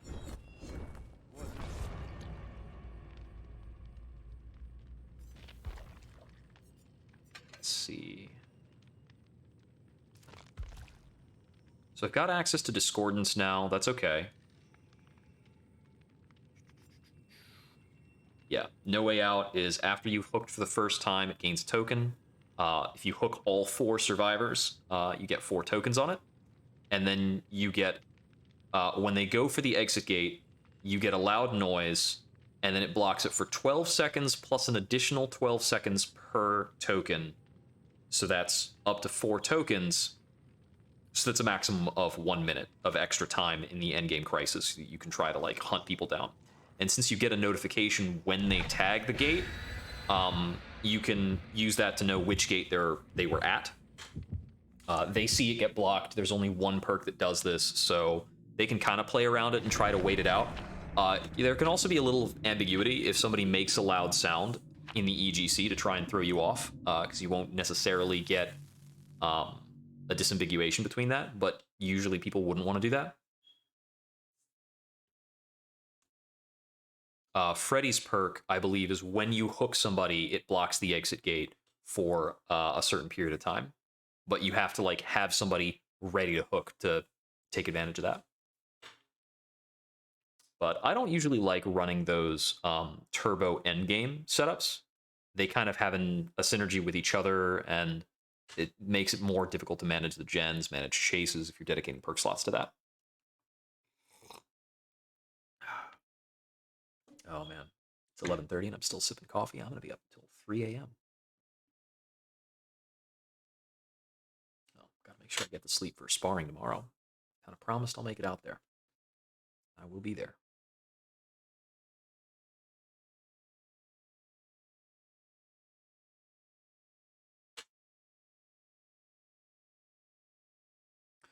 Am I still bringing Yoichi's? I think I still am bringing Yoichi's net. The last couple of teams, I have not been able to tell if Condemned was even a bother to them. But that being said, when the survivors are more focused, I cannot spend a whole bunch of time faffing around with random teleports.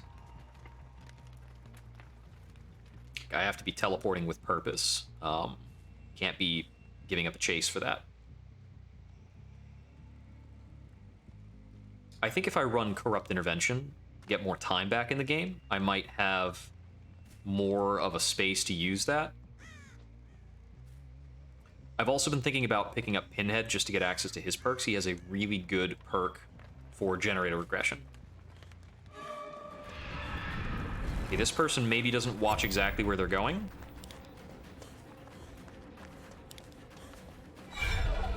Okay, that was super weird.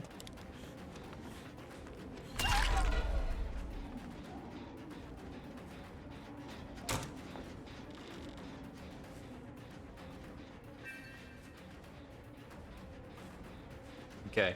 Now, this person, the dedicated chaser, is my obsession. So I'm going to see if I can take advantage of them. If they want to pull me into chase a couple of times, that's going to give me a big advantage in terms of play with your food.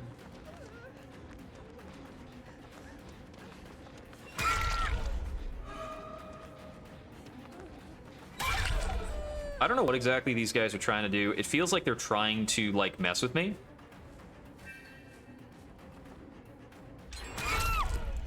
But they're not doing a good job.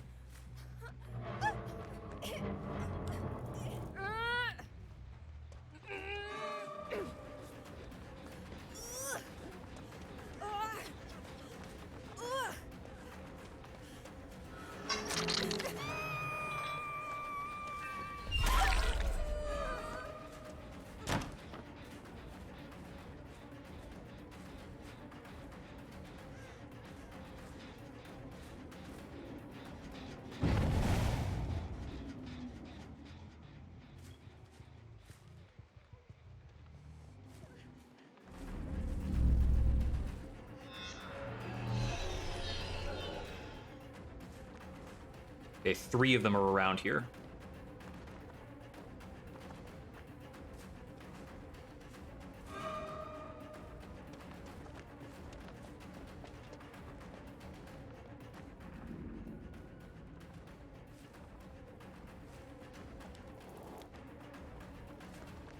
This one's the obsession.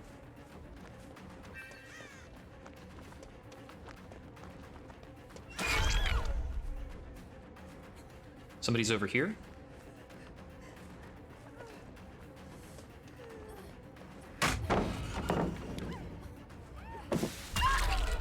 Yeah, I know that trick.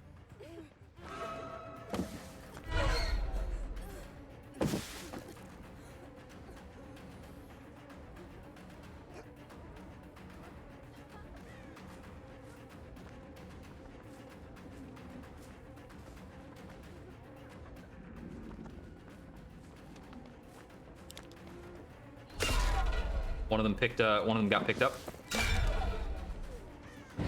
Okay, so that was an unbreakable play. So that's one of those gone.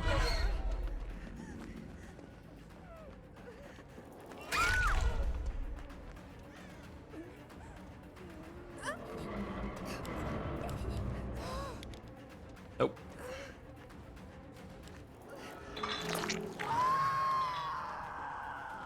I've got them just a little bit more ready to run away right now, and it's going to make it difficult for them to do these flashlight plays. That one will probably work. Okay, they got a double flashlight on me. Oh, I Moonwalk into the wrong thing.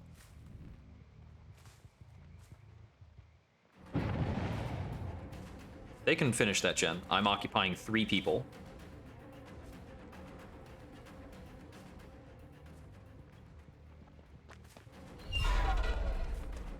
That was a crazy dead hard.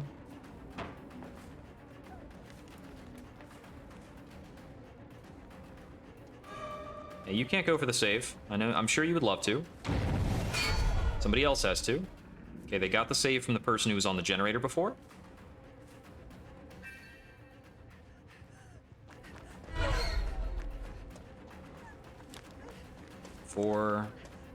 Okay, if you use dead hard, you don't have BT.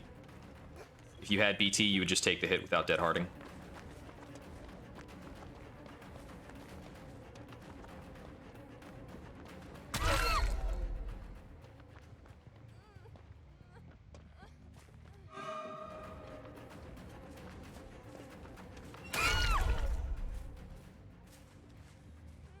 Can I start picking people up now? They have so much, like, flashlight stuff waiting in the wings.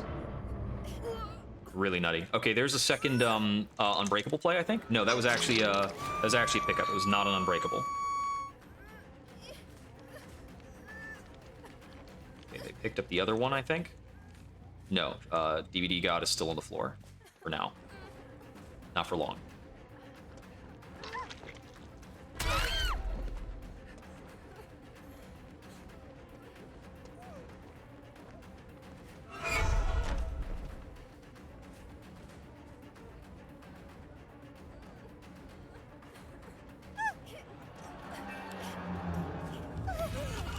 Okay, DS. It's pretty likely to happen at this case.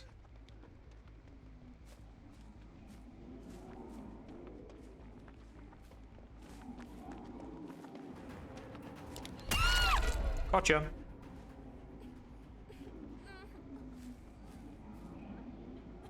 I think this is one of the rare cases where nobody's here for the save. Let's check. They were here for the save, but they should have just gone for the pallet instead of trying to do the flashlight. That was greedy. And that's the punishment. Since I know you're here.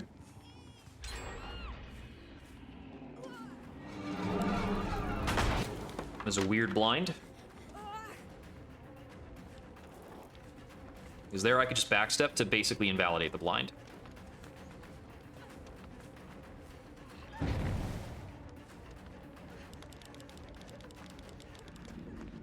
Click all you want. I don't speak clicky clicky. I already know you guys are not running BT for some silly reason.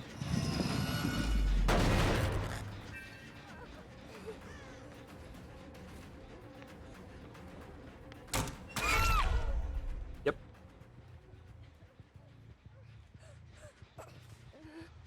Fake the fake.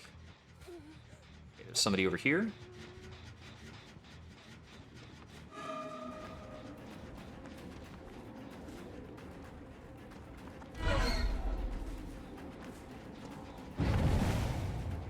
That's not going to reach for me. Okay, they got the other pickups.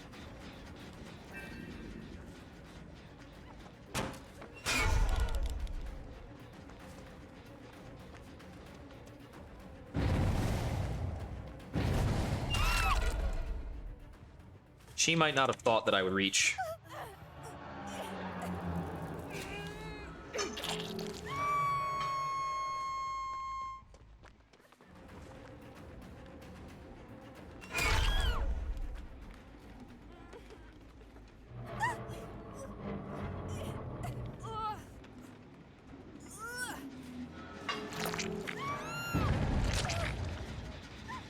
I wonder if they're, like, just here to try and practice flashlight saves or what.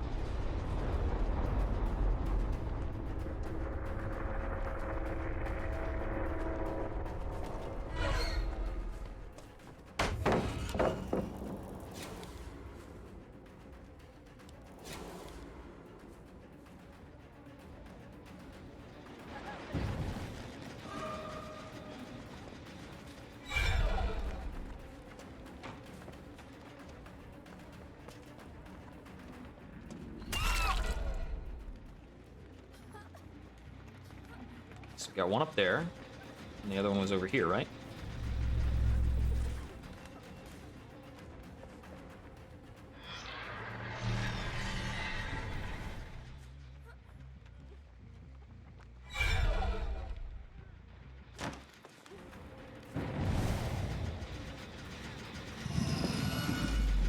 This is a very, very hard situation for me to actually get a pickup.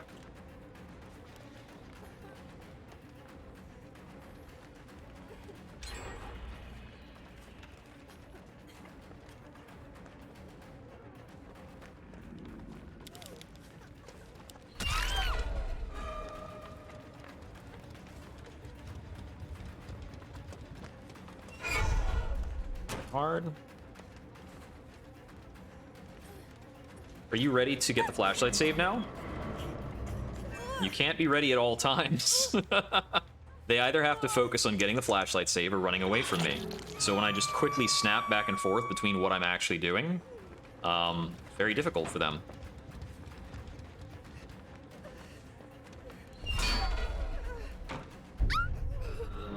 Nah, you can't make it out with a slow vault, even with me clanking.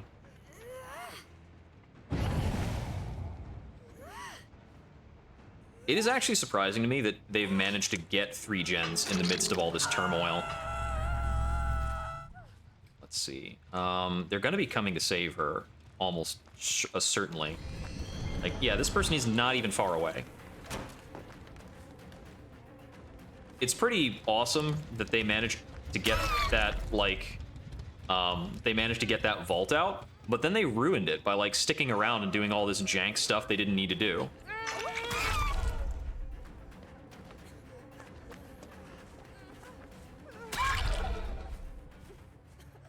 A lot of survivors, when they're doing this spinny stuff in place, they're trying to get you to panic or do something early, and the counter to it is generally just to, like, either stand still for a moment or step the character back, like, a step.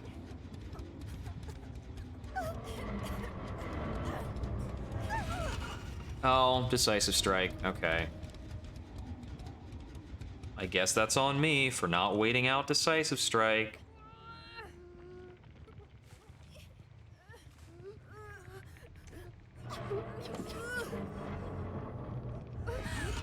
Another decisive strike.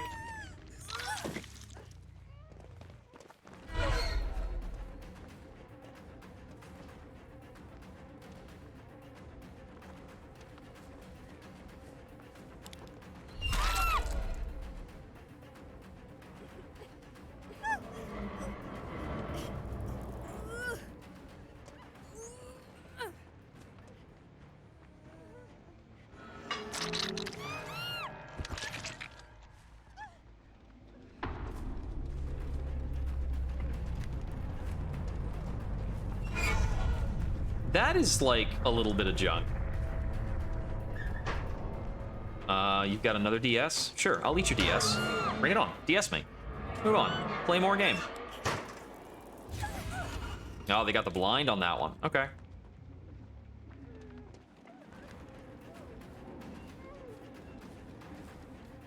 Your turn? Does your friend also have the blind?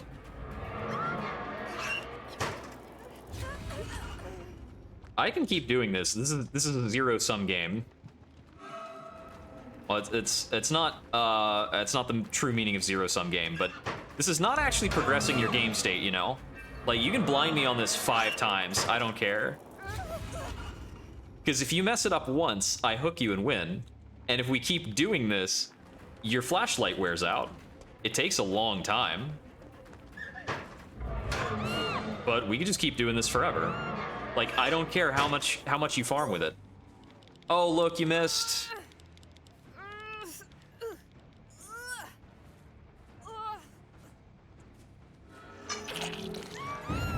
It was funny.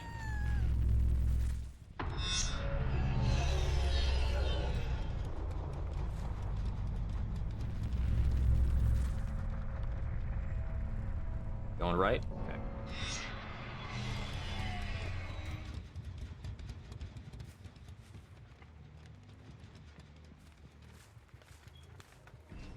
Yeah, she made the hatch was right around there.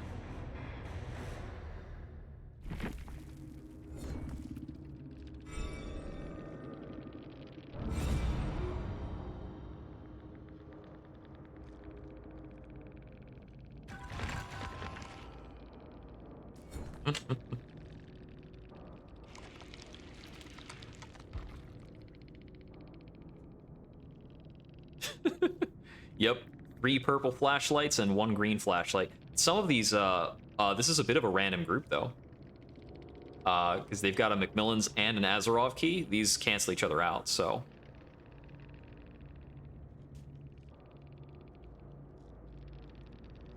Okay, not practice. I presumed they were, you know, trying to win with that, but they spent a whole lot of time walking closer to me, which is not conducive to winning. Like, they did a lot of stuff to lure me and pull me around and things like that. And if I was more impatient about trying to get my pickups, that would totally net them to win. This is basically almost the same build on everybody, with the exception of the odd built to last.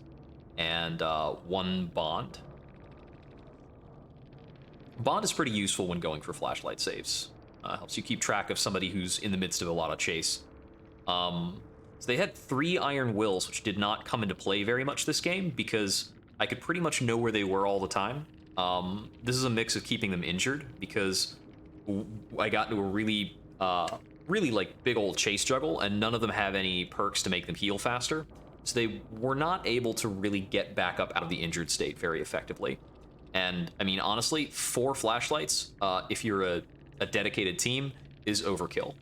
One of these people probably should have had a med kit, or Circle of Healing, or possibly Yoichi's new perk to speed up healing, and I think that would be a more effective like build in terms of a team build. But this is a very good, like, for the memes setup.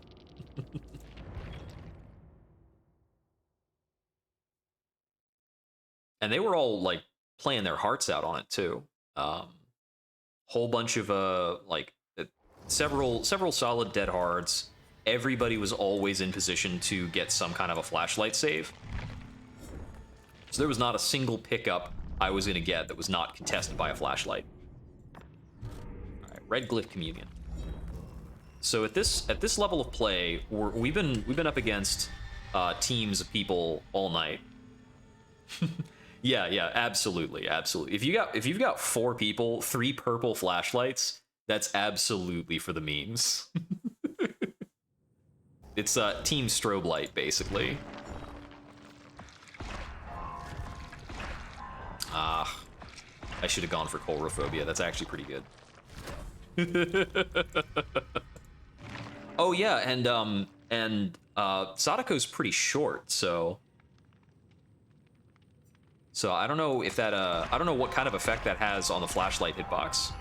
I mean, you guys blinded me out of things a couple of times. I was just really trying to mix it up. Like, what am I doing? What am I doing? Am I going for the pickup? Am I doing something else? I'm gonna pop around the corner, bop you in the face. Too much hair for flashlights.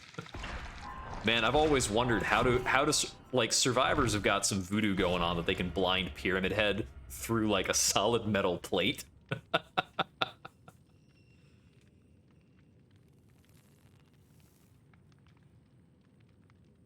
Yep.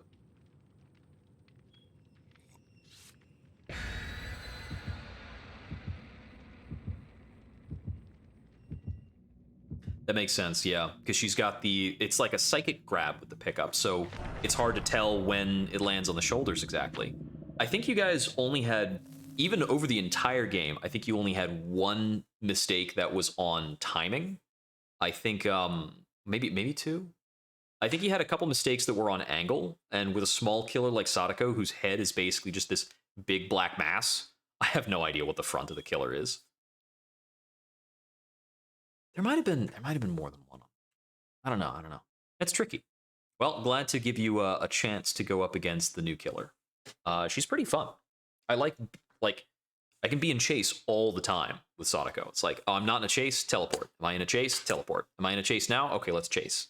So you get to just play the fun part of the game over and over and over and over.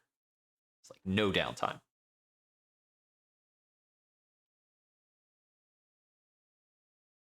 And I hadn't played Freddy before. I don't know if Freddy is somewhat like that.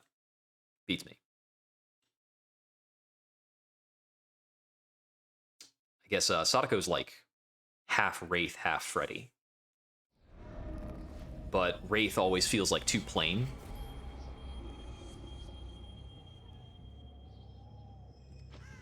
All right, let's see.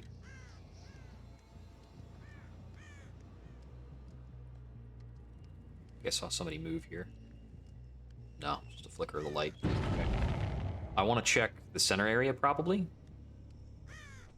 And I want to check whether they made that mistake. Okay, the mistake was in the center.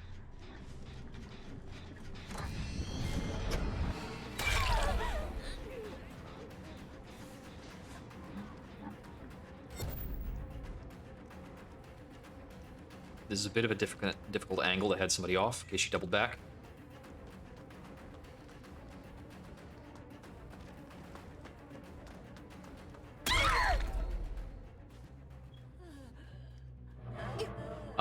Likely no dead hard on Alan. Dexo's picked up a videotape. Move to the middle of the map. Okay.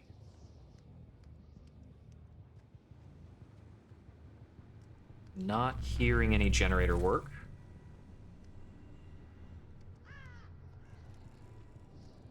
Okay, we've got somebody coming in for the save. Okay, we've got a BT on... Who is this? It's 3 Fangs, isn't it? This is not the Obsession. Oh, hey, thanks for the follow. Okay, Samantha17 has BT.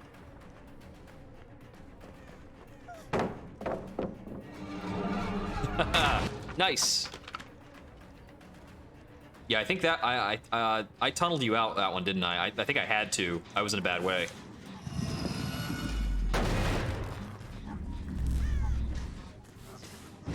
I lost track of that person. That's no good. This wall is not a great wall for me. Okay, they went over this way. Okay, there's our Obsession.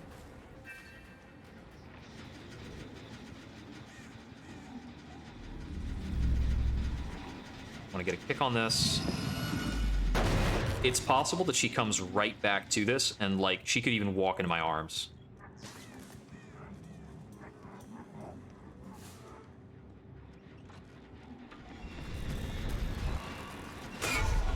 I couldn't quite correct that. I didn't get that hit either? Oh, jeez.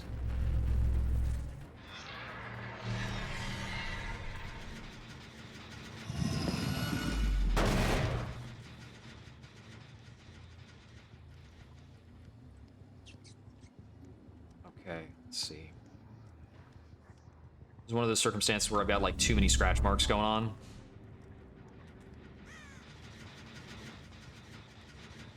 They're moving away before I actually, like, show myself. So we've probably got Spine Chill on at least somebody. Because they are evading me, like, suspiciously well.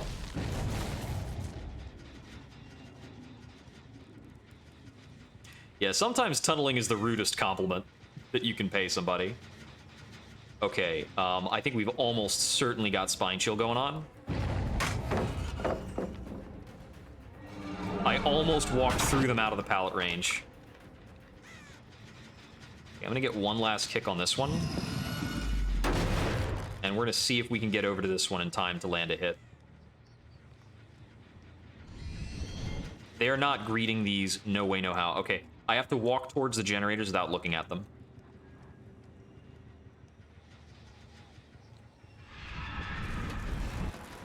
See? Now somebody's there.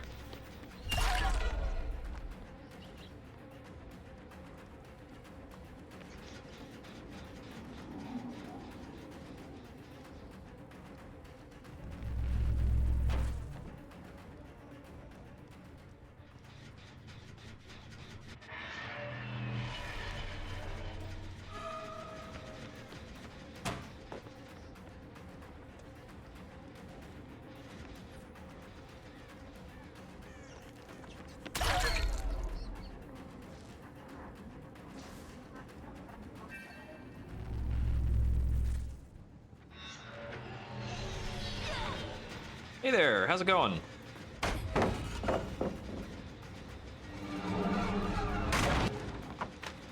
this. I'd love to cash in a kick there, but I can't.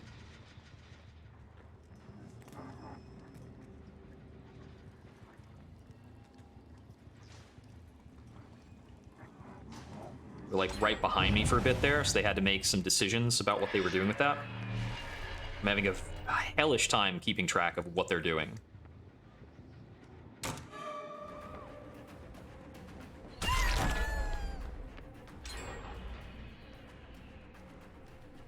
Yeah, this is basically the power of Spine Chill in action, is they're moving away from me very much in advance.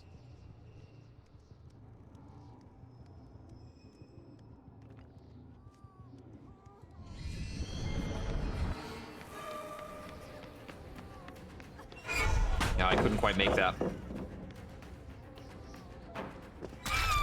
Made that, though. Okay, this is like my second hook, and I'm probably gonna have to play this one nasty because I'm having a really, really bad time actually, like, finding people at generators. And they only need to get, like, a little bit more. Being said, this is not a good area of the map for me to hang out in, because there's no generators around here. So they could just, like, leave her for a while and get a lot of generator work in. I can't really afford that at the moment.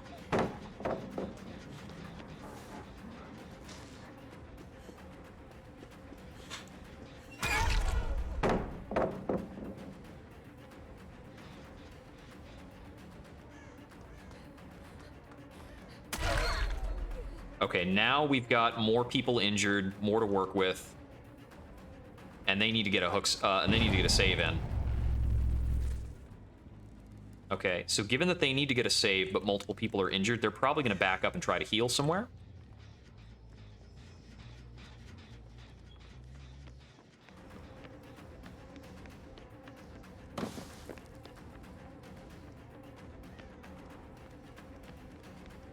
This room is not great for me.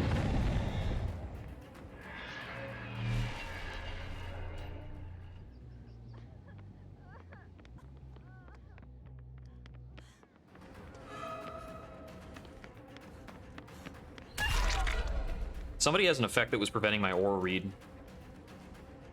So I cannot read the aura on Samantha. I'm trying to remember what that perk is called. It's like Discordance or something. Something like that. Gotcha. So we're gonna risk a DS here. Could be very bad. Yep, DS.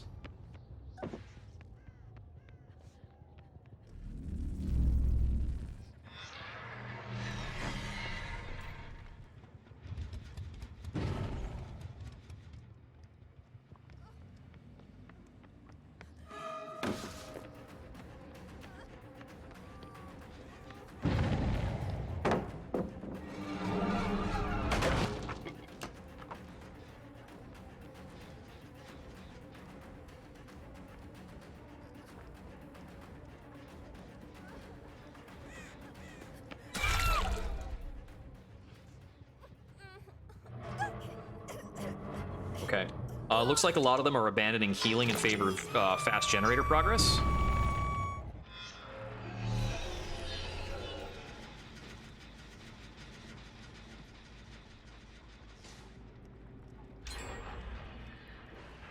Okay, so she knew to just run straight.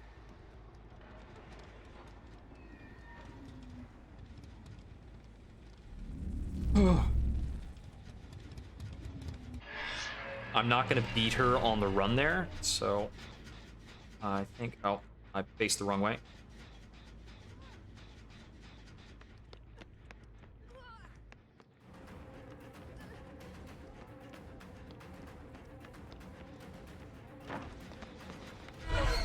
Couldn't quite turn around that much.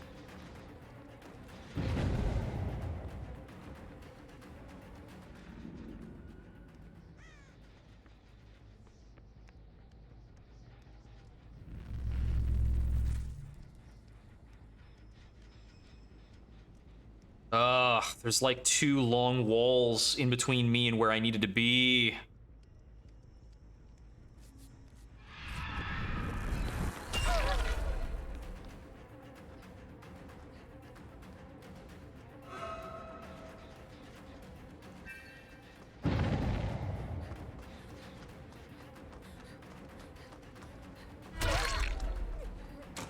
Okay, we've got a lot of injured targets again.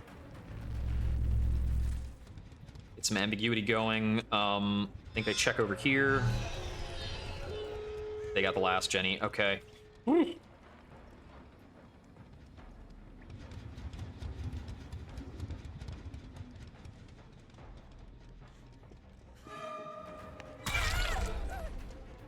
Okay, they're all hurt, but I need to commit to this right now because somebody's going for to 99 the door. Unless this is a blood trail? No, that's a blood trail leading to the door, isn't it?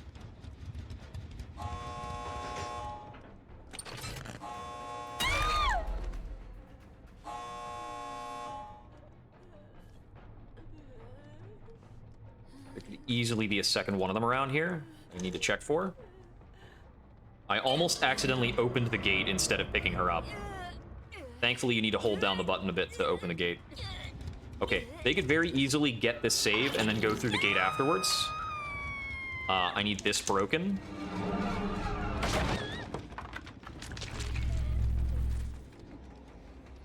Okay, they're getting some heals.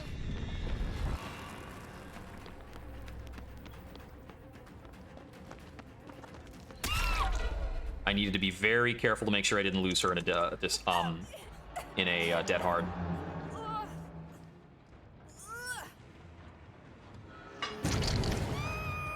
Okay, they got the save on her.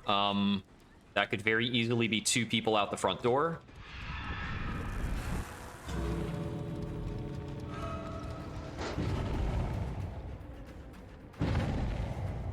I saw a second person here.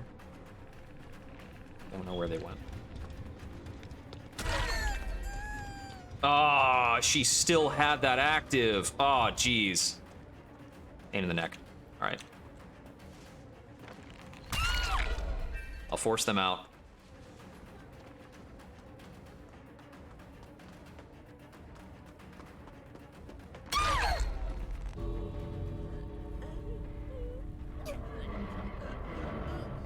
DS?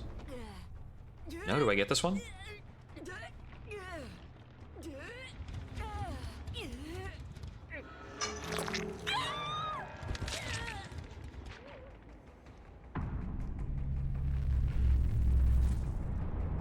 Pretty sure it's just the one.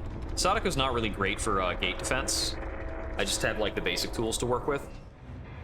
Okay, yeah, I'm guessing that we had at least 2 spine chills.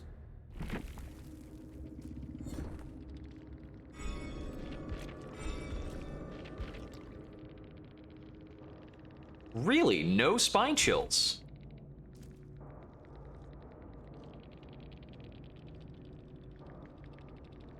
Just really seemed to know what they were doing.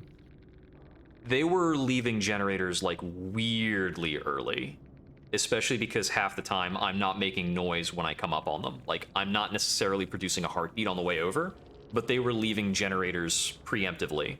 So that's super weird. That's either like they're very, very in tune on comms, or they're just jittery players in general. I'm not sure. It's peculiar. It's a little weird.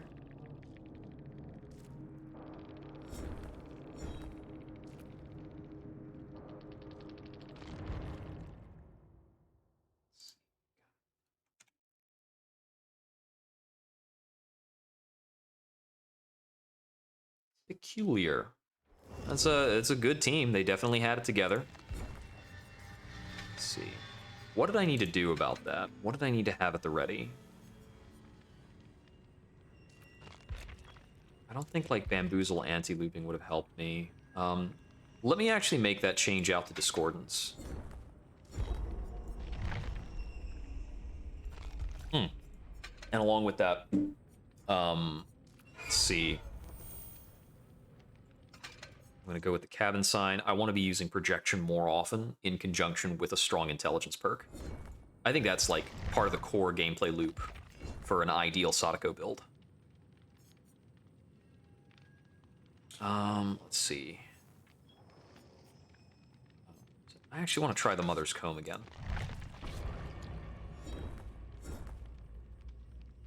Okay, we've got a full console team. We've got 1 medkit, 1 flashlight, and nobody with a matching cosmetic.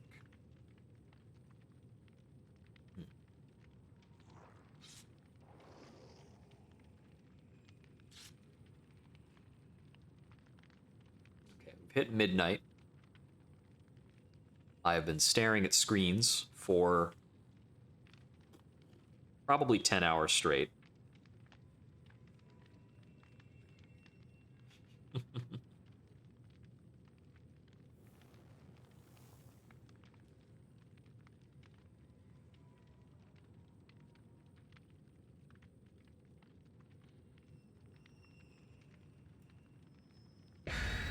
All right, let's see how this goes.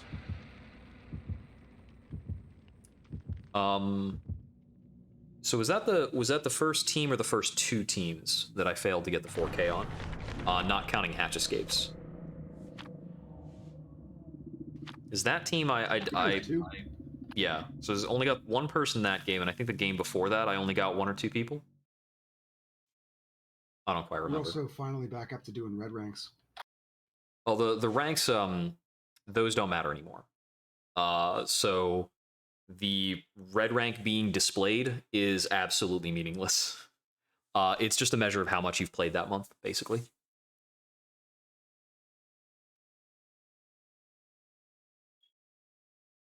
Because you still progress up those grades in the same way, but it takes you back to nothing every month, and it does not determine matchmaking.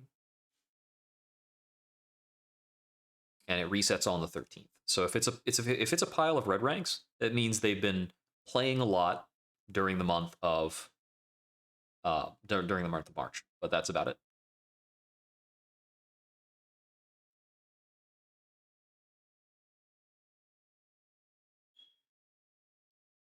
There's a lot of contention about the matchmaking ranking that they've implemented.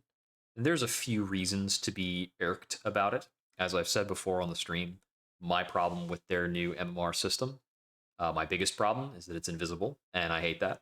I can't tell how well I'm doing or who I'm matched up against. I don't know.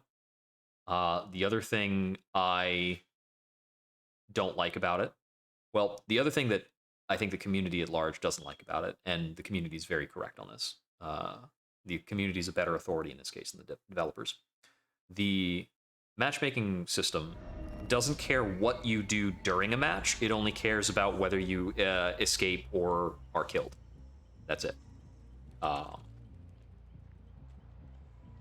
As opposed, and so the community has talked to the developers about it, and the developers kind of smugly insinuated that that's a really good way of checking, and it doesn't really matter what else happens during a match. What matters is whether you ultimately get out or not, and that's pretty dumb.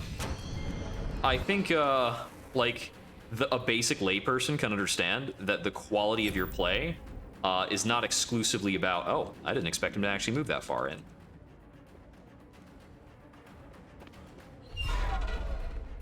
Okay, I'm kind of getting a grip on this Dwight. He's weird. He's a very strange dude.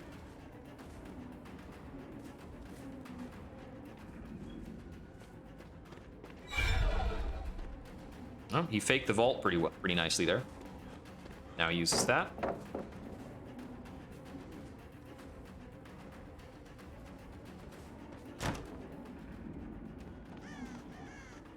Well, he's bamboozled me like 3 times over.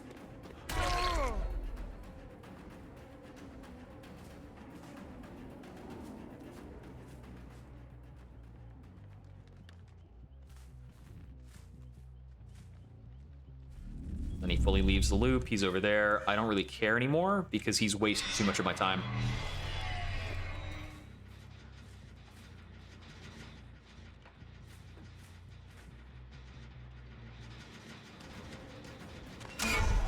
Okay, couldn't quite get that. It takes him a long time to come back around to this, though.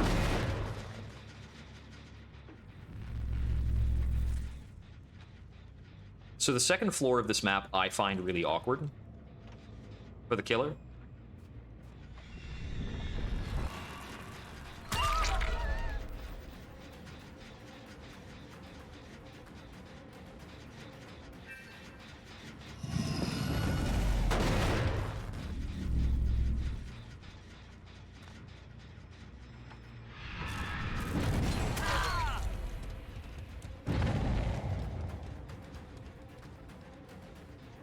Like, I really don't like this center building in general. It's a huge commitment to come in here most of the time. There's, like, breakable walls you need to deal with in order to make it more worthwhile. What is your running pattern like? It's not great.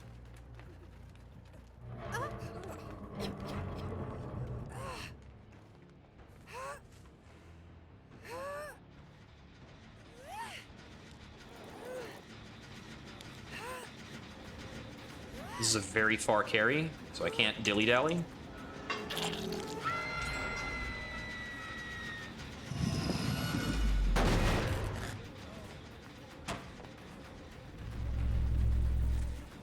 I'm liable to lose this match very fast.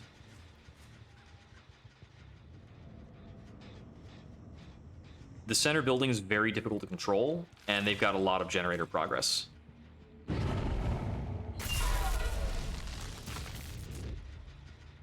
Plus that, like, jostled my camera. That's super fun.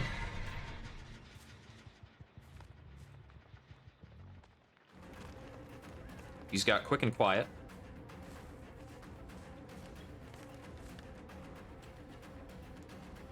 Like, this long L corner, there's no good way for me to catch him on this L corner. So I just have to kind of suck that up. And it's just the way this map is built. Like, look at how many things around here I cannot, like, actually have a good time on.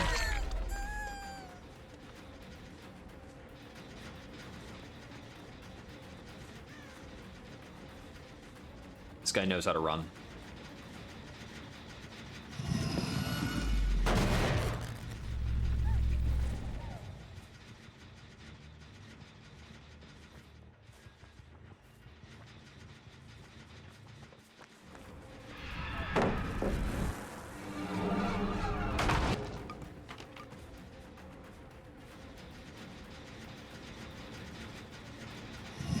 And they're already back over here. They're tapping on the generators. Like, this is exactly the bracket of game that becomes not fun. Because he's back at that same L corner that I can't beat him on. Like, I'd have to run him around that corner about 5 times to catch him, minimum. And he can always make the correct decision and just be out for free. And then he goes into that building and he's out for free because I have to chase him through an unbelievable amount of building for that to work.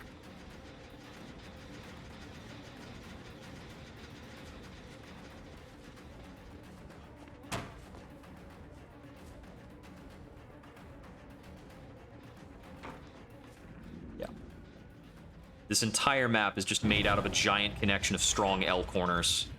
And, like, it's almost pointless for me to play this.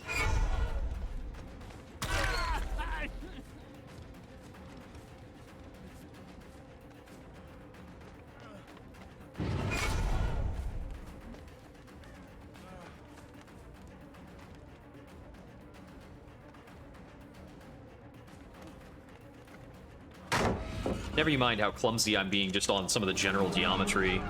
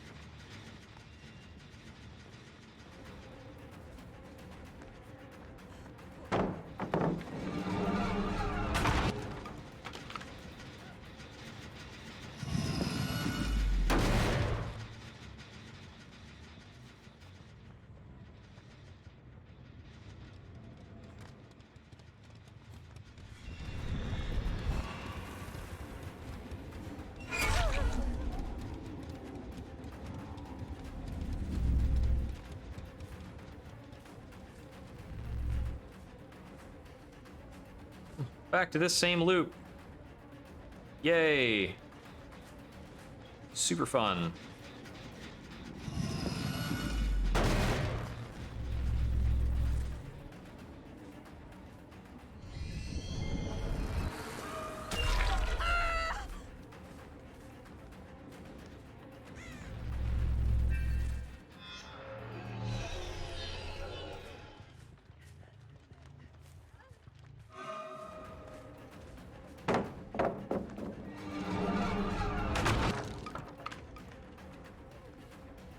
is probably the only person on their team I can actually catch. It's the only one I've caught the entire game.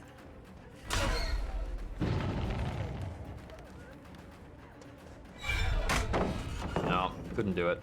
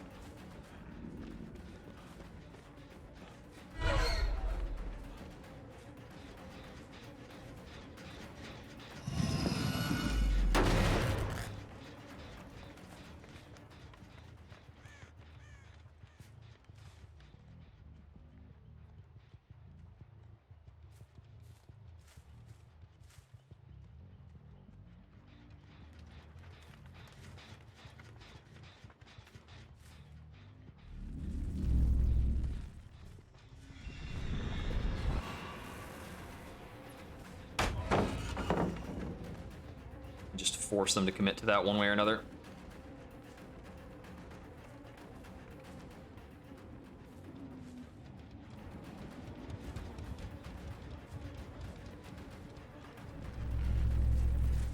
It's a lot harder to react to a pallet than it is to, Oh no, that was the wrong... I was responding to the wrong sound key with that. That's a mistake.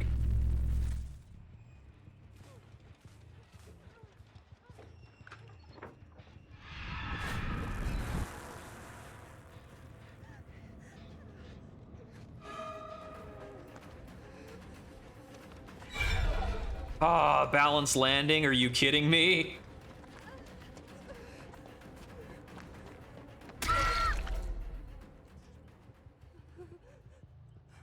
Alright.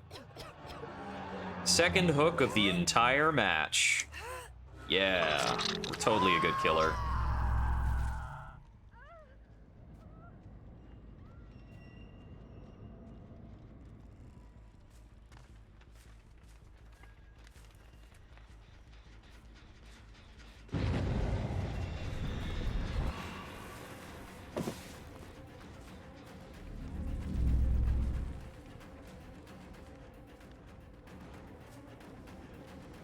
I can't beat him on that.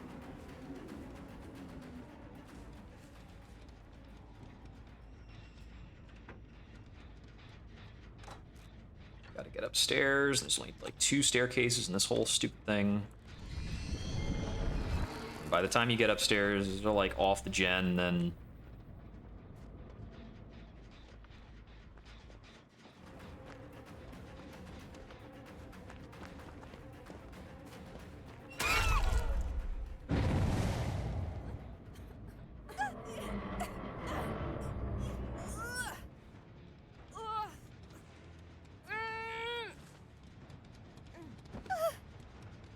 Not close enough to a hook to play that.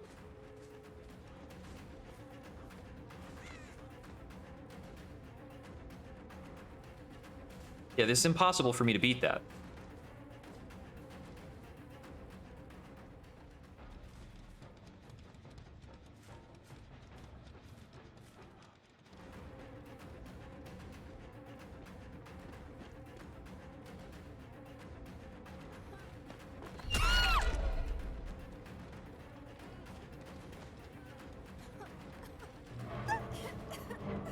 Look around a moment longer.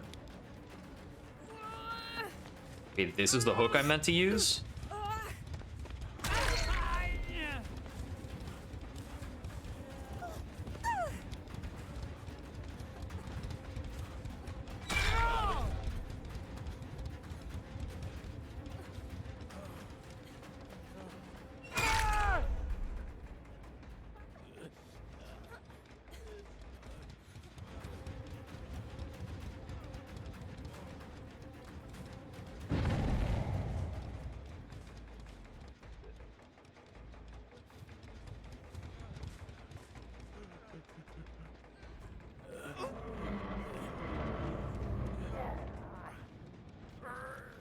This is such a silly hook to have to use. It's really, like, difficult to defend anybody coming off of this hook, too. But that's the only hook around.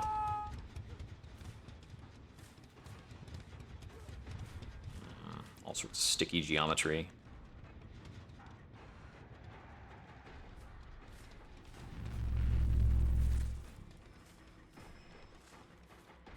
Okay. I have, like, a mediocre defense on here because there's a TV. But once they're healed up, they'll be able to just come in on this. Let's see. So they picked her up in here.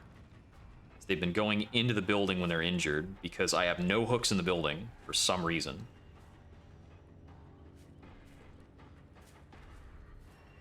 Yeah, I can't hear them.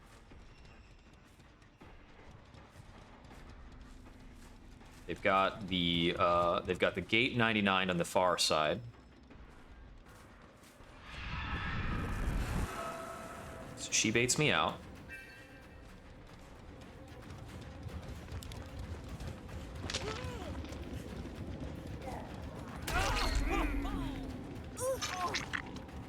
One.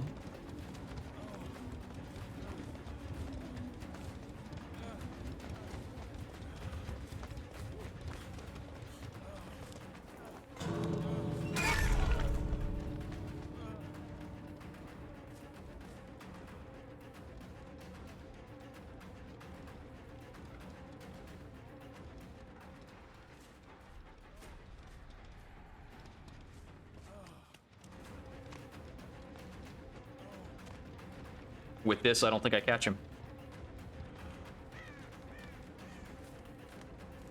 Yep, he's free and clear.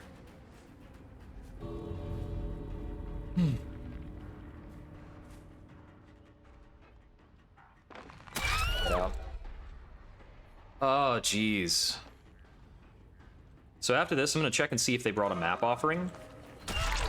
And I'm going to be pretty upset to see a map offering if they've got one.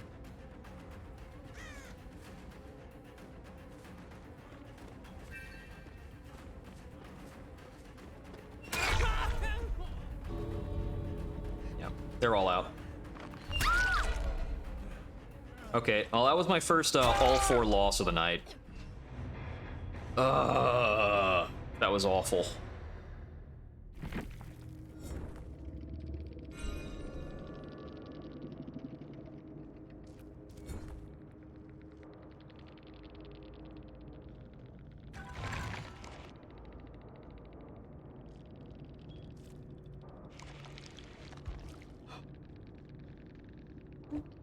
That's all, Okay, yeah, they brought a freaking purple petrified oak, which is part of why, even when I had people, I often couldn't hook them. Ouch. Alright. That's gonna be it for now. That was a really, depressing kind of game. I need to, if I'm gonna run Discordance, I need to not run it along with, Sadako's regression perk. It makes the yellow ambiguous. I need the yellow color to show me the right kind of information. And here, it's either showing me something I've kicked or something being worked on by 2 people.